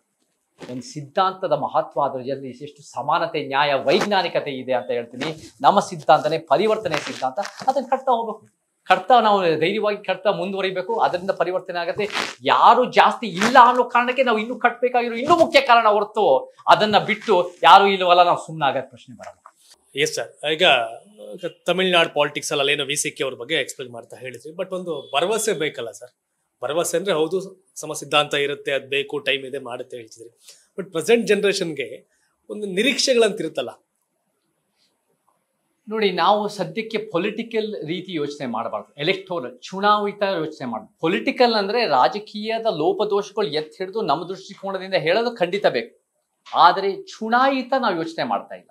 ಎಲೆಕ್ಟೋರಲ್ ಇವಾಗ ಒಂದು ಹೇಳ್ತೀನಿ. ಎಲೆಕ್ಟೋರಲ್ ಅಂದಾಗ ನಮ್ಗೆ ಏನ್ ಗೊತ್ತು, ಜನರಿಂದ ಏನೋ ಬೈಕೆ ಬರುತ್ತೆ. ಅಂದ್ರೆ ಜನರಿಗೆ ಏನ್ ಬೇಕು ಅಂದ್ರೆ ನೀವು ಮತಗಳು ನಮ್ಗೆ ಹಾಕ್ಬೇಕು. ನನಗೆ ಇವತ್ತಿನ ದಿನ ಯಾವ ಒಂದು ಏನೂ ನಿರೀಕ್ಷೆ ಇಲ್ಲ. ದುಡ್ಡಿನ ನಿರೀಕ್ಷೆ ಇಲ್ಲ, ಸ್ಟಾರ್ಡಮ್ ನಿರೀಕ್ಷೆ ಇಲ್ಲ, ಜನರಿಂದ ಮತ ನಿರೀಕ್ಷೆ ಇಲ್ಲ. ನಮ್ಗೆ ಏನು ಬೇಕಾಗಿಲ್ಲ. ಸತ್ಯ ನಮಗೆ ಗೊತ್ತಾಗಬೇಕು. ಸತ್ಯ ಹೇಳಬೇಕು. ಅಂಕಿಅಂಶಗಳು, ದಾಖಲೆ, ಪುರಾವೆಗಳು ನಮ್ಮ ದೃಷ್ಟಿಕೋನ ತಳಮಟ್ಟದಿಂದ ನೋಡಬೇಕು. ಸೊ ಆ ನಿಟ್ಟಿನಲ್ಲಿ ನಾವು ಹೇಳ್ತಾ ಇದೀವಿ. ಈ ತರ ಆಲೋಚನೆ ಬಂದಷ್ಟು ನಾನಲ್ಲ 224 ಮಿನಿಮಮ್ 224 ಜನ ಆಗಿರ್ಬೋದು, ಅಥವಾ ಸಾವಿರಾರು ಲಕ್ಷಾಂತರ ಜನ ಈ ತರ ಆಲೋಚನೆ ಮಾಡಕ್ಕೆ ಶುರು ಮಾಡಿದ್ಮೇಲೆ ಬಹಳ ದೊಡ್ಡ ಪರಿವರ್ತನೆ ಕರ್ನಾಟಕದಲ್ಲಿ ಆಗತ್ತೆ. ಅವಾಗ ನಾವೊಂದು ಚುನಾಯಿತ ರೆಡಿ ಆಗೋಕ್ಕೆ ಸಾಧ್ಯ ಇರ್ಬೋದು. ಮುಂದೆ ಭವಿಷ್ಯ ನಮ್ಗೆ ಗೊತ್ತಿಲ್ಲ. 15-20 ವರ್ಷ ರೆಡಿ ಆಗ್ಬೋದು, ಅಥವಾ ಇನ್ನು 100 ವರ್ಷ ತಗೋಬಹುದು. ಪೊಲಿಟಿಕಲ್ ಪಾರ್ಟಿ ಕಟ್ಟೋದು ನಮ್ಮ ಯೋಚನೆ ಇಲ್ಲ. ಆದರೆ ಪೊಲಿಟಿಕಲ್ ಪಾರ್ಟಿ ಈ ಸಿದ್ಧಾಂತ ಒಂದು ಗ್ರಾಸ್ ರೂಟ್ಸ್ ನಲ್ಲಿ ಒಂದು ಅಡಿಪಾಯ ಆದರೆ ನೀವು ಪೊಲಿಟಿಕಲ್ ಪಾರ್ಟಿ ಕಟ್ಬಿಟ್ಟು ಬಹಳ ಯಶಸ್ಸು ಮಾಡಬಹುದು. ಇವಾಗ ತಂದೆ ಪೆರಿಯಾರ್ ಯಾವತ್ತು ಪೊಲಿಟಿಕಲ್ ಪಾರ್ಟಿ ಕಟ್ಟಲಿಲ್ಲ, DK ಮೂವ್ಮೆಂಟ್ ಮಾಡಿದ್ರು. DK ಮೂವ್ಮೆಂಟ್ ಒಂದು ಐಡಿಯಾಲಜಿಕಲ್ ಮೂವ್ಮೆಂಟ್. ಆ DK ಮೂವ್ಮೆಂಟ್ ತಗೊಂಡು ಅಣ್ಣಾದುರೈ ತಗೊಂಡು DMK ಮಾಡಿ 1967 ನಲ್ಲಿ ಎಕ್ಸ್ಟ್ರಾರ್ಡಿನರಿ ಪೊಲಿಟಿಕಲ್ ಮೂವ್ಮೆಂಟ್ ಮಾಡಿದ್ರು. ಅದನ್ನ 87 ವರ್ಷ ಆಗಿದ್ದು ಪೆರಿಯಾರ್ ಅದು ಬರೋಷ್ಟಕ್ಕೆ. ಸೊ ಪೆರಿಯಾರ್ 87 ವರ್ಷ ಆಗಿದ್ದಾಗ ಅದು ಬಂದಾಗ ಅಣ್ಣಾದುರೈ ಒಪ್ಕೊಂತಾರೆ ಈ ಇಡೀ ಚಳುವಳಿ, ಇಡೀ ಗೆಲುವು ತಂದೆ ಪೆರಿಯಾರ್ ಮೂವ್ಮೆಂಟ್ ಇಂದ. ಸೊ ನಮ್ಗೇನಂದ್ರೆ ಅದ್ರ ನಂತರ ದ್ರಾವಿಡ ಪಾಲಿಟಿಕ್ಸ್ ಎಕ್ಸ್ಟ್ರಾರ್ಡಿನರಿ ಎಕ್ಸ್ಪ್ಲೋರ್ಡ್ ಆಯ್ತು. ಅದರ ನಂತರ ಕಾಂಗ್ರೆಸ್ಸು ಆಚೆ ಹೋಯ್ತು, ಬಿಜೆಪಿನೂ ಬರ್ದನಿಂಗ್ ಆಯ್ತು. ಒಂದು ತಮಿಳುನಾಡಿನಲ್ಲಿ ಒಂದು ಪ್ರಾದೇಶಿಕ ದೊಡ್ಡ ಮಟ್ಟಕ್ಕೆ ಶಕ್ತಿ ಅದು ಇವತ್ತು ಒಂದು ರೀತಿ ಸ್ವಲ್ಪ ಅದು ಎಷ್ಟೋ ರೀತಿಯಲ್ಲಿ ಶೇಕಿ ಆಗಿದೆ, ಮತ್ತೆ ಎಷ್ಟೋ ರೀತಿಯಲ್ಲಿ ಸೈದ್ಧಾಂತಿಕ ಬ್ಯಾಂಕ್ರಪ್ಟ್ ಆಗಿದೆ. ಬಟ್ ನಮಗೆ ಕರ್ನಾಟಕಕ್ಕೆ ನಾವು ಒಂದು ಇಂಟರ್ನಲ್ ಡೆಮಾಕ್ರಸಿ ಇಟ್ಟು ನಾವು ಒಂದು ದೊಡ್ಡ ಮಟ್ಟದ ಅದ್ಭುತವಾದ ವಿಚಾರಧಾರೆ ಹರಡಿಸಿದ್ರೆ ಲಾಂಗ್ ಟರ್ಮ್ ಕರ್ನಾಟಕಕ್ಕೆ ಒಂದು ಬಹಳ ದೊಡ್ಡ ಪ್ರಾದೇಶಿಕ ಶಕ್ತಿ ಆಗುತ್ತೆ. ಲಾಂಗ್ ಟರ್ಮ್ ಕರ್ನಾಟಕದ ಅಸ್ಮಿತ ಕನ್ನಡತನನೇ ನಮ್ಮ ಭಾರತೀಯತನ. ಯಾಕೆ ಇವತ್ತಿನ ದಿನ ನಮಗೆ ಈ ಕೇಂದ್ರ ಸರ್ಕಾರದ ಪಕ್ಷಗಳು ನಮ್ಮ ಮೇಲೆ ದಾಳಿ ಮಾಡ್ತಾ ಇದೆ? ಯಾವಾಗ ನಾವು ಡೆಲ್ಲಿ ನೋಡ್ಕೊಂಡು ಅವ್ರ ತೀರ್ಮಾನ ತಕ್ಕಂತೆ ನಾವು ತಕ್ಕದೇ ಮಾಡಬೇಕು. ನಮ್ಮ ಸಿದ್ಧಾಂತ, ನಮ್ಮ ರಾಜ್ಯ, ನಮ್ಮ ಒಕ್ಕೂಟದ ಶಕ್ತಿ, ನಮ್ಮ ಕನ್ನಡದ ಪರ, ನಮ್ಮ ಸಮಾನತಾವಾದಿಗಳ ಪರ ನಾವು ಕಟ್ಟೋದು ವಾಕ್ ಸ್ವತಂತ್ರ, ನಮ್ಮ ಭ್ರಷ್ಟಾಚಾರ ಇಲ್ಲದೆ ನಾವು ಕರ್ನಾಟಕದ ಒಂದು ಪಕ್ಷ ಚಳುವಳಿ ಕಟ್ಟಬೇಕು. ಬಟ್ ನಾವು ಇವತ್ತು ಅದು ರೆಡಿ ಇಲ್ಲ. ಅದಕ್ಕೆ ತಯಾರು ಮಾಡ್ಕೊಂಡು ಪಾಯ ಕಟ್ಟೋದು ಮುಖ್ಯ. ಇವತ್ತಿನ ದಿನ ನೋಡಿ ಶಿವಕುಮಾರ್ ಅವರೇ, ನಾವು ಗಿಡ ನೆಡೋರು ಆಗ್ತೀವಿ, ನಾವು ಆ ಮರದಿಂದ ಹಣ್ಣು ತಿನ್ನೋರು ಆಗ್ಬೇಕು ಅಂತ ಒಂದು ಆಸೆ ಪಡೋದಕ್ಕಿಂತ ಗಿಡ ನೆಡೋರು ಆಗ್ತೀವಿ. ಈ ದಕ್ಷಿಣ ಭಾರತ ಉತ್ತರ ಭಾರತ ಅಂತ ಒಂದು ವ್ಯತ್ಯಾಸಗಳು, ಅದ್ರ ಬಗ್ಗೆ ತಾವೇನು ಹೇಳ್ತೀರಿ? ಒಪಿನಿಯನ್? ಖಂಡಿತ ದಕ್ಷಿಣ ಭಾರತ ಉತ್ತರ ಭಾರತ ಒಂದೊಂದು ರೀಜನಲ್ ಒಂದೊಂದು ಇದು ವ್ಯತ್ಯಾಸಗಳಿವೆ. ನೀವು ಹಿಂದುತ್ವ ಅನ್ನೋದು ಕೂಡ ಎಷ್ಟೋ ಒಂದು ನಾಗ್ಪುರದಲ್ಲಿ ಬೆಳೆದಿತ್ತು, ಅದು ಹೆಚ್ಚು ಕಮ್ಮಿ ಕೌ ಬೆಲ್ಟಿನ ಸಿದ್ಧಾಂತ. ಅದು ಈ ಕಡೆ ಭಾಗದಲ್ಲಿ ಪ್ರಾದೇಶಿಕ ಶಕ್ತಿಗಳು, ಬೇರೆ ಬೇರೆ ಶಕ್ತಿಗಳು ಒಂದೊಂದಿದೆ. ಬಟ್ ಅದು ತಮಿಳುನಾಡು, ಆಂಧ್ರ, ತೆಲಂಗಾಣ, ಇವಾಗ ತೆಲಂಗಾಣ ಸ್ವಲ್ಪ ಚೇಂಜ್ ಆಗಿದೆ, ಮತ್ತೆ ಕೇರಳ. ಬಟ್ ಕರ್ನಾಟಕದಲ್ಲಿ ಎಷ್ಟೋ ವರ್ಷಗಳಿಂದ ಕಾಂಗ್ರೆಸ್ ಬಿಜೆಪಿನೇ ಆಡ್ತಾ ಇದೆ, ಈ ಡೆಲ್ಲಿ ಪಕ್ಷಗಳೇ ಆಡ್ತಾ ಇದೆ. ನಮ್ಮ ಅಸ್ತಿತ್ವ ನಮ್ಗೆ ಯಾಕಿಲ್ಲ? ನಾವ್ಯಾಕೆ ಕರ್ನಾಟಕದಲ್ಲಿ ನಮ್ಗೆ ಒಳ್ಳೆ ಲೀಡರ್ಶಿಪ್ ಇಲ್ವಾ? ಕರ್ನಾಟಕದಲ್ಲಿ ನಮ್ಮಲ್ಲಿ ಪ್ರಾದೇಶಿಕ ಶಕ್ತಿ ಇಲ್ವಾ? ನಿಮ್ ಪ್ರಕಾರ ಕಾಂಗ್ರೆಸ್ ಅಂದ್ರೆ ಬ್ರಾಹ್ಮಣ್ಯ, ಕಾಂಗ್ರೆಸ್ ಅಂದ್ರೆ ಸನಾತನವಾದ, ಕಾಂಗ್ರೆಸ್ ಅಂದ್ರೆ ಅಸಮಾನತೆ, ಕಾಂಗ್ರೆಸ್ ಅಂದ್ರೆ ಬಂಡವಾಳಶಾಹಿ ವ್ಯವಸ್ಥೆ, ಕಾಂಗ್ರೆಸ್ ಅಂದ್ರೆ ಇವತ್ತಿನ ಯಥಾಸ್ಥಿತಿನಲ್ಲಿರೋ ಎಲ್ಲಾ ಸಮಸ್ಯೆಗಳು ಕಾಂಗ್ರೆಸ್. ಯಾಕಂದ್ರೆ ಅವರು ಅದನ್ನ ಬದಲಾಯಿಸಲ್ಲ, ಥಿಂಕರಿಂಗ್ ಮಾಡ್ಕೊಂಡು ಅದನ್ನ ಉಳಿಸ್ತಾರೆ. ಯಾಕಂದ್ರೆ ಅವ್ರು ಲೆಕ್ಕಾಚಾರ ಬೇಕು, ಅವರ ಎಲೆಕ್ಷನ್ ಅವ್ರ ಪರಿವರ್ತನೆ ಆಲೋಚನೆ ಇಲ್ಲ. ಅವ್ರಿಗೆ ಏನ್ ಬೇಕು ಅಂದ್ರೆ ನಾನು ವೈಯಕ್ತಿಕವಾಗಿ ಲೆಕ್ಕಾಚಾರ ಗೆಲ್ಲಬೇಕು, ಗೆದ್ದಿರೋ ಮುಂದಾಕ್ಬೇಕು, ಪೊಲಿಟಿಕಲ್ ಕ್ಯಾಲ್ಕುಲೇಷನ್. ಅವ್ರಿಗೆ ಬದಲಾವಣೆ ಬೇಕಾಗಿಲ್ಲ. ಬಟ್ ಬಿಜೆಪಿ ಬದಲಾವಣೆ ಬೇಕು, ಬಟ್ ಅವರು ಸಮಾಜನ ಅರ್ಥೈಸ್ಕೊಂಡಿಲ್ಲ. ಅವ್ರಿಗೆ ಎಲ್ಲ ಒಂದ್ ಕಡೆ ಕೂಮು ದ್ವೇಷದ ಕಲ್ಪನೆ. ಬಟ್ ಅವ್ರ ಬದಲಾವಣೆ ಒಂದೊಂದು ದಿಟ್ಟಾಗಿ ನಿಲುವು ತಗೊಂಡಿದ್ದಾರೆ. ಇವಾಗ ಕಾಶ್ಮೀರದ ದಿಟ್ಟಾಗಿ ಒಳ್ಳೆ ಬೆಳವಣಿಗೆ ಅದು. ಆದರೆ ಅದನ್ನ ತಗೊಂಡಿರೋ ರೀತಿ 370 ಅಬ್ರಿಗೇಷನ್ ಅದು ಅನ್ಡೆಮೊಕ್ರಾಟಿಕ್ ಆಗಿ ಚರ್ಚೆ ಇಲ್ಲದೆ ತಗೊಂಡ್ರು. ಅದನ್ನ UT ಮಾಡಬಾರ್ದಾಗಿತ್ತು. ಅದನ್ನು ಒಂದು ಸ್ಟೇಟ್ ಮಾಡಿ ಎಲೆಕ್ಷನ್ ಕೊಡೋ ಒಂದು ಹಕ್ಕಿ ಇರ್ಬೇಕಾಗಿತ್ತು. ಆದರೆ ಅವರು ಬಟ್ ಅವ್ರು ಮಾಡಿದ್ದು ದಿಟ್ಟ ನಿಲುವು ನನ್ನ ಪ್ರಕಾರ ಕಾಶ್ಮೀರ್ ಜನರಿಗೆ, ಒಂದು ಸಮಾಜದ ಕನಸಿಗೆ, ಅಲ್ಲೂ ಕೂಡ ಮಿಲಿಟರಿ ಇದೆಲ್ಲ ಇಲ್ಲದೆ ಒಂದು ದಿಟ್ಟ ನಿಲುವು. It's good. ಜೆಡಿಎಸ್ ಅನ್ನೋದು ಐಡಿಯಾಲಜಿಕಲಿ ಬ್ಯಾಂಕ್ರಪ್ಟ್. JDS ಅನ್ನೋದು ಕಂಪ್ಲೀಟ್ ಆಗಿ ಒಂದು ಅಪ್ಪ ಮಗ ಮೊಮ್ಮಕ್ಕಳು, ಇವಾಗ ಮರಿ ಮಕ್ಕಳು, ಈ ನೆಪಟಿಸಮ್ ಅನ್ನೋ ನಮ್ಮ ಜನರಿಗೆ ಖಂಡಿತ ಒಪ್ಪ. ಕನ್ನಡ ಪ್ರಾದೇಶಿಕ ಪಕ್ಷ, ಕನ್ನಡ ಹೇಳ್ರಿ. ಕನ್ನಡ ಅಂದ್ರೆ ಇವತ್ತಿನ ದಿನ ಕನ್ನಡ ಸ್ಕೂಲ್ಗಳು ಅಂದ್ರೆ ಸಿದ್ದರಾಮಯ್ಯ ಏನಾದ್ರು ಮಾಡಿದಿದ್ರೆ ಅದಕ್ಕೆ ವಿರುದ್ಧವಾಗಿ ಇವರು ಕುಮಾರಸ್ವಾಮಿ ಬಂದ್ಬಿಟ್ಟು ಇಂಗ್ಲಿಷ್ ಮೀಡಿಯಂ ಮಾಡ್ತಾರೆ. ಕನ್ನಡ ಎಲ್ಲಿದೆ? ಅವ್ರ ವಾದ ಏನಿದೆ ಗೊತ್ತಾ? ನಮ್ಮ ಮಕ್ಕಳು, ಶ್ರೀಮಂತರ ಮಕ್ಕಳು ನಾವ್ ಇಂಗ್ಲಿಷ್ ಕಲಿತೀವಿ, ಬಡವ್ರ ಮಕ್ಕಳು ಇಂಗ್ಲಿಷ್ ಕಲಿಯಲ್ವಾ, ಇಲ್ಲೇ ಕಲಿಬಾರ್ದಾ ಅಂತ ಅವ್ರ ವಾದ. ನಾವೇನ್ ಹೇಳ್ತೀವಿ ಗೊತ್ತಾ JDSಗೆ? ಬಡವ್ರ ಮಕ್ಕಳು, ಶೋಷಿತರ ಮಕ್ಕಳು, ತಳ ಸಮುದಾಯ, ಗ್ರಾಮೀಣ ಪ್ರದೇಶ ಮಕ್ಕಳು ಕನ್ನಡದಲ್ಲಿ ಕಲಿತಾರೆ. ನಿಮ್ಮ ಸ್ಪಾಯ್ಲ್ಡ್ ಶ್ರೀಮಂತ ಮಕ್ಕಳು ಕನ್ನಡ ಕಲಿಯಕ್ಕಾಗಲ್ವಾ? ಅವ್ರ ಪ್ರಶ್ನೆನ ಉಲ್ಟೆ ಮಾಡ್ಬೇಕು, ಅವ್ರನ್ನು ಕಲಿಸ್ಬೇಕು. ಸೊ ಅವರ ಇಂಗ್ಲಿಶಿನ ಒಂದು ರೀತಿ ಬಿಲ್ಡಪ್, ಮತ್ತೆ ಅವ್ರಿಗೆ ಯಾವ ಒಂದು ಜಾತಿಗೆ ಸೀಮಿತ ಆಗಿದೆ, ಒಂದು 5-6 ಒಂದು ಜಿಲ್ಲೆ 4-5 ಜಿಲ್ಲೆಗೆ ಸೀಮಿತ ಆಗಿದೆ, ಒಂದು ಕುಟುಂಬಕ್ಕೆ ಸೀಮಿತ ಆಗಿದೆ. ಆ ಕುಟುಂಬನಲ್ಲೂ ಕೂಡ ನಾವು ಎಷ್ಟು ಒಂದು ಬಡವರ ಮೇಲೆ, ರೈತರ ಮತ್ತು ಮಣ್ಣಿನ ಮಕ್ಕಳಂತ ಹೇಳೋರು ಕೂಡ ಎಷ್ಟು ಕಿರಿಕಾಡ್ತಾರೆ ನಾವು ನೋಡಿದೀವಿ. ಅವರು ಒಂದು ಸೊಸೆ ಅವ್ರು ಎಷ್ಟು ಇದು ಮಾಡ್ತಾರೆ. ಮತ್ತೆ ಇನ್ನೊಂದು ರೈತರ ವಿಚಾರದಲ್ಲಿ, ರೈತರ ಭೂಮಿನ ಯಾರು ಬೇಕಾದ್ರೂ ತಗೋಬಹುದು, ಅದು ಎಷ್ಟು ಬೇಕಾದ್ರೂ ಮೆನಿಪ್ಯುಲೇಟ್ ಮಾಡ್ಬೋದು ಅಂತ ಲಾಸ್ಟ್ ಅಲ್ಲಿ 2 ವರ್ಷದ ಹಿಂದೆ JDS ಅದನ್ನ ಸಪೋರ್ಟ್ ಮಾಡ್ತಾರೆ. JDS ಯಾರು ಬೇಕಾದ್ರು ಇವತ್ತಿನ ದಿನ ರೈತರ ಭೂಮಿ 400-500 ಎಕರೆ ಅಷ್ಟು ಯಾವ ಕಂಪನಿಗಳು ಬೇಕಾದ್ರು, ಯಾವ ಟಾಟಾ ಯಾರು ಅದಾನಿ ಅಂಬಾನಿಗಳು ಬೇಕಾದ್ರೂ ತಗೊಳಕ್ಕೆ ಅವಕಾಶ ಮಾಡಿಕೊಟ್ಟಿರೋದು JDS. ಇವ್ರು ರೈತರ ಪರ ಅಲ್ಲ, ಇವ್ರ ಸ್ವಂತ ಅಧಿಕಾರದ ಪರ ಮಾತ್ರ. ಸೊ ಅವ್ರ ಮಾತಿಗೆ ಯಾವ ಸೈದ್ಧಾಂತಿಕ ಬೆಲೆ ಇಲ್ಲ. ಕನ್ನಡ ಪ್ರಾದೇಶಿಕತೆ ಅಂತ ಇರಬೇಕು ಅಂದ್ರೆ ಕನ್ನಡದ ಮೊಟ್ಟ ಮೊದಲ ಪ್ರಧಾನಿ ಒಳ್ಳೇದು ಪ್ರಧಾನಿ ಆದ್ರು, ಬಟ್ ಪ್ರಧಾನಿ ಆಗಿದ ತಕ್ಷಣ ನಾವು ಅಸ್ಮಿತೆ ನಮಗೆ ಮುಖ್ಯ ಆಗಲ್ಲ. ನಮಗೆ ಸಂತೋಷ ಅವ್ರು ಪ್ರಧಾನಿ ಆಗಿದ್ದು, ಬಟ್ ಏನ್ ಕಾರ್ಯರೂಪಕ್ಕೆ ಏನ್ ತಂದಿದ್ರು ನಮಗೆ ದೊಡ್ಡ ಮಟ್ಟದ ಪರಿವರ್ತನೆ. VP ಸಿಂಗ್ ಬಗ್ಗೆ ನನಗೆ ಸಂತೋಷ, ಮಂಡಲ್ ಕಮಿಷನ್ ತಂತ್ರಲ್ಲ, VP ಸಿಂಗ್ ಎಕ್ಸ್ಟ್ರಾರ್ಡನರಿ ಅವರು ಒಂದು ಪರಿವರ್ತನಶಾಹಿ ಪ್ರಧಾನಮಂತ್ರಿ. ಆದ್ರೆ ನನಗೆ ದೇವೇಗೌಡರು ಆಗಿದ್ದು ಫೈನ್, ಅದು ಒಂದು ಕಾರಣಾಂತರಗಳಿಂದ ಆದ್ರು, ಬಟ್ ಅವ್ರು ಆಗಿದ್ದಾರೆ ಅಂದಿದ ತಕ್ಷಣ ನಾವು ಇವತ್ತಿನ ದಿನ ಅವ್ರ ಮಕ್ಕಳು ಅವ್ರ ಮೊಮ್ಮಕ್ಕಳು ಮರಿ ಮಗಾನು ಒಪ್ಪಬೇಕು ಅನ್ನೋದು ಅದು ಒಂದು ತಪ್ಪು ಗ್ರಹಿಕೆ. ನಮಗೆ ಇವತ್ತಿನ ದಿನ ದೊಡ್ಡ ಮಟ್ಟ ಪರಿವರ್ತನೆ ಬೇಕು. ಆ ಜಿಲ್ಲೆಗಳಲ್ಲಿ ಏನ್ JDS ಇವತ್ತಿನ ದಿನ JDS ಕಾರ್ಯಕರ್ತರಿಗೂ ಬಹಳ ಫ್ರಸ್ಟ್ರೇಷನ್ ಇದೆ, ಬಹಳ ಒಳ್ಳೆ ಕಾರ್ಯಕರ್ತರು, ಆದ್ರೆ ಲೀಡರ್ಶಿಪ್ ಬಹಳ ಸಮಸ್ಯೆ ಇದೆ. ಬಿಜೆಪಿ JDS ಮೈತ್ರಿ, ಕಾಂಗ್ರೆಸ್ ಜೊತೆ JDS ಮೈತ್ರಿ ಮಾಡ್ಕೊಳ್ಳುತ್ತೆ ಅಂದ್ರೆ 2019ರಲ್ಲಿ ಬಿಜೆಪಿ ಜನ ಮಾಡ್ಕೊಳ್ಳಿ ಬಿಡಿ. ನನ್ನ ಪ್ರಕಾರ ಪ್ರೀಪೋಲ್ ಅಲೈನ್ಸ್ ಇಂದ ನನಗೆ ಅದಕ್ಕೆ ಒಪ್ಪಿಗೆ ಇಲ್ಲ. ಪ್ರೀಪೋಲ್ ಅಲೈನ್ಸ್ ನಮ್ಮ ವಿಚಾರ, ನಮ್ಮ ಎಲೆಕ್ಷನ್, ನಮ್ಮ ವೋಟ್ಸ್ ನಾವು ಸಂಗ್ರಹಿಸಿ ಮಾಡ್ಕೋಬೇಕು. ಅದು 10 ಜನ ಬರ್ಲಿ, 100 ಜನ ಬರ್ಲಿ, ನಾವು ನಮ್ಮ ವೋಟ್ಸ್ ನಾವು ಇಟ್ಕೊಂತೀವಿ ಅಂತ ಗಟ್ಟಿತನ ಇಟ್ಕೊಂಡು ಅದನ್ನ ಬೆಳೆಸ್ಕೋಬೇಕು. ಇವ್ರೇನೋ ಲೆಕ್ಕಾಚಾರದ ಬಿಜೆಪಿ ಮಾಡಿ ನೋಡಿ. JDS ಏನ್ ಕಾಂಗ್ರೆಸ್ ಆರೋಪ, JDS ಬಿಜೆಪಿ ಜೊತೆ ಸೇರ್ಕೊಂಡಿದ ತಕ್ಷಣ ಸೆಕ್ಯುಲರ್ ಅಲ್ಲ ಅಂತ ಏನಿಲ್ಲ. ಸೆಕ್ಯುಲರ್ ಅನ್ನೋದು ಕಾಂಗ್ರೆಸ್ JDS ಯಾವತ್ತೂ ಸೆಕ್ಯುಲರ್ ಅಲ್ಲ. ಸೆಕ್ಯುಲರ್ ಅನ್ನೋ ಪದ ಅಂತ ಸೆಕ್ಯುಲರ್ ಅನ್ನೋ ಪದ ಏನು? ಸೆಕ್ಯುಲರ್ ಅಂದ್ರೆ ಧರ್ಮಗಳಿಂದ ದೂರ ಇರೋದು. ನೀವು ಡಿಕ್ಷನರಿ ತೆಗೆದು ನೋಡಿ, ಧರ್ಮಗಳಿಂದ ದೂರ ಇರೋದು. JDS ಕಾಂಗ್ರೆಸ್ ಧರ್ಮಗಳಿಂದ ದೂರ ಇರ್ತಾರ? ಅವರು ಕೃಷ್ಣ ಜನ್ಮಾಷ್ಟಮಿಗೆ ಸರ್ಕಾರ ದುಡ್ಡು ಹಾಕಿ ಮಾಡ್ತಾರೆ. ಗೃಹಲಕ್ಷ್ಮಿ ಯೋಜನೆಯಲ್ಲಿ ಚಾಮುಂಡಿ ಬೆಟ್ಟದಲ್ಲಿ ಮಾಡ್ತಾರೆ, ಸೆಂಟ್ ಮೇರಿ ಬಸಿಲಿಕಾಕ್ ಹೋಗಿ ಇದನ್ನೆಲ್ಲ ಮಾಡ್ತಾರೆ ಸಿದ್ದರಾಮಯ್ಯನು. 20 ನಿಮಿಷ ಇದರಲ್ಲಿ ಯಾವ್ದದು ಮಲೆ ಮಾದಪ್ಪ ದೇವಸ್ಥಾನದಲ್ಲಿ ಮಳೆಗೋಸ್ಕರ ನೀರಿಗೋಸ್ಕರ ಪೂಜೆ ಮಾಡ್ತಾರೆ ಸಿದ್ದರಾಮಯ್ಯರು. ಸೊ ಏನ್ ದೇವರುಗಳಿಂದ ಈ ಧರ್ಮಗಳಿಂದ ದೂರ ಇದ್ದಾರೆ. ಧರ್ಮ ಮುಂದುವರ್ಸ್ಕೊಂಡು ಮಾಡೋದೇ ಈ JDS ಕಾಂಗ್ರೆಸ್. ಸೊ ಬಿಜೆಪಿ ನೇರವಾಗಿ ಸೆಕ್ಯುಲರ್ ನಂಬಲ್ಲ ಅಂತ ನೇರವಾಗಿ ಬದುಕ್ತಾರೆ. ಬಿಜೆಪಿ ಡೈರೆಕ್ಟ್ ಮಾತಾಡ್ತಾರೆ. Congress JDS indirectly. ಆ ಒಂದು ಹುಸಿ ಬೂಟಾಟಿಕೆಯ ಜಾತ್ಯತೀತ, ಅದು ಪೊಳ್ಳತನ. ಯಾರಾದ್ರೂ ಜಾತ್ಯತೀತವಾಗಿ ನಿಜವಾಗ್ಲೂ ಇದ್ರೆ ನಾವು ಸಮಾನತಾವಾದಿಗಳು ಧರ್ಮಗಳಿಂದ ದೂರ ಇದೀವಿ. ನಿಮ್ಮ ಮನೆಯಲ್ಲಿ ನೀವು ಆರ್ಟಿಕಲ್ 25 ಧರ್ಮಗಳು ಪಾಲನೆ ಮಾಡಕ್ ಹಕ್ಕನ್ನು ಉಳಿಸ್ಕೊಡ್ತೀವಿ. ಸಮಾಜದಲ್ಲಿ ಧರ್ಮ ನಿರಪೇಕ್ಷತೆ, ಧರ್ಮಗಳಿಂದ ದೂರ, ಧರ್ಮ ಸಭೆಗಳ ನಮಗೆ ಸಮಾನತೆ ಅಂಕಿಅಂಶಗಳು ಇಟ್ಕೊಂಡು ಸಮಾಜನ ಕಟ್ಟಬೇಕು. ಸೊ ಅವ್ರು ಯಾರು ಜಾತ್ಯತೀತ ಅಲ್ಲ. JDS ಕಾಂಗ್ರೆಸ್ ಜೊತೆ ಸೇರ್ಕೊಳ್ಳಿ, ಬಿಜೆಪಿ ಜೊತೆ ಸೇರ್ಕೊಳ್ಳಿ, ಅವರು ಒಂಟಿಯಾಗಿರ್ಲಿ. ಅವ್ರ ಎಲೆಕ್ಟೋರಲ್ ಕ್ಯಾಲ್ಕುಲೇಷನ್, ನನಗೇನು ಅದರಲ್ಲಿ ತಪ್ಪು ಕಾಣಲ್ಲ. ಬಟ್ ನನಗೇನು ಅದರಿಂದ ಅವ್ರು ಬೀಳ್ತಿರೋ ಅದು ಮುಳುಗ್ತಿರೋ ಹಡಗು, ಅದರಿಂದ ಏನು ಪರಿವರ್ತನೆ?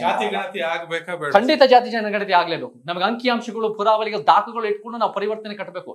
ಜಾತಿ ಜನಗಣತಿ 8 ವರ್ಷಗಳಿಂದ ಸಿದ್ದರಾಮಯ್ಯನವರು ಅದನ್ನ ತಡ ಮಾಡ್ತಾ ಇದ್ದಾರೆ. ಅದನ್ನ 200 ಕೋಟಿ ಜನರ ಹಣ ಉಪಯೋಗಿಸ್ಕೊಂಡು ಆಮೇಲೆ ಅವರು ಇವಾಗ 2018ರಲ್ಲಿ ಲಿಂಗಾಯತರ ಮತಗಳು ಚದುರತ್ತೆ ಅನ್ನೋ ಕಾರಣಕ್ಕೆ 2-3 ತಿಂಗಳ ಪತ್ರಿಕೆ ಲಿಂಗಾಯತ ಧರ್ಮ ಮಾಡ್ಬಿಟ್ರು.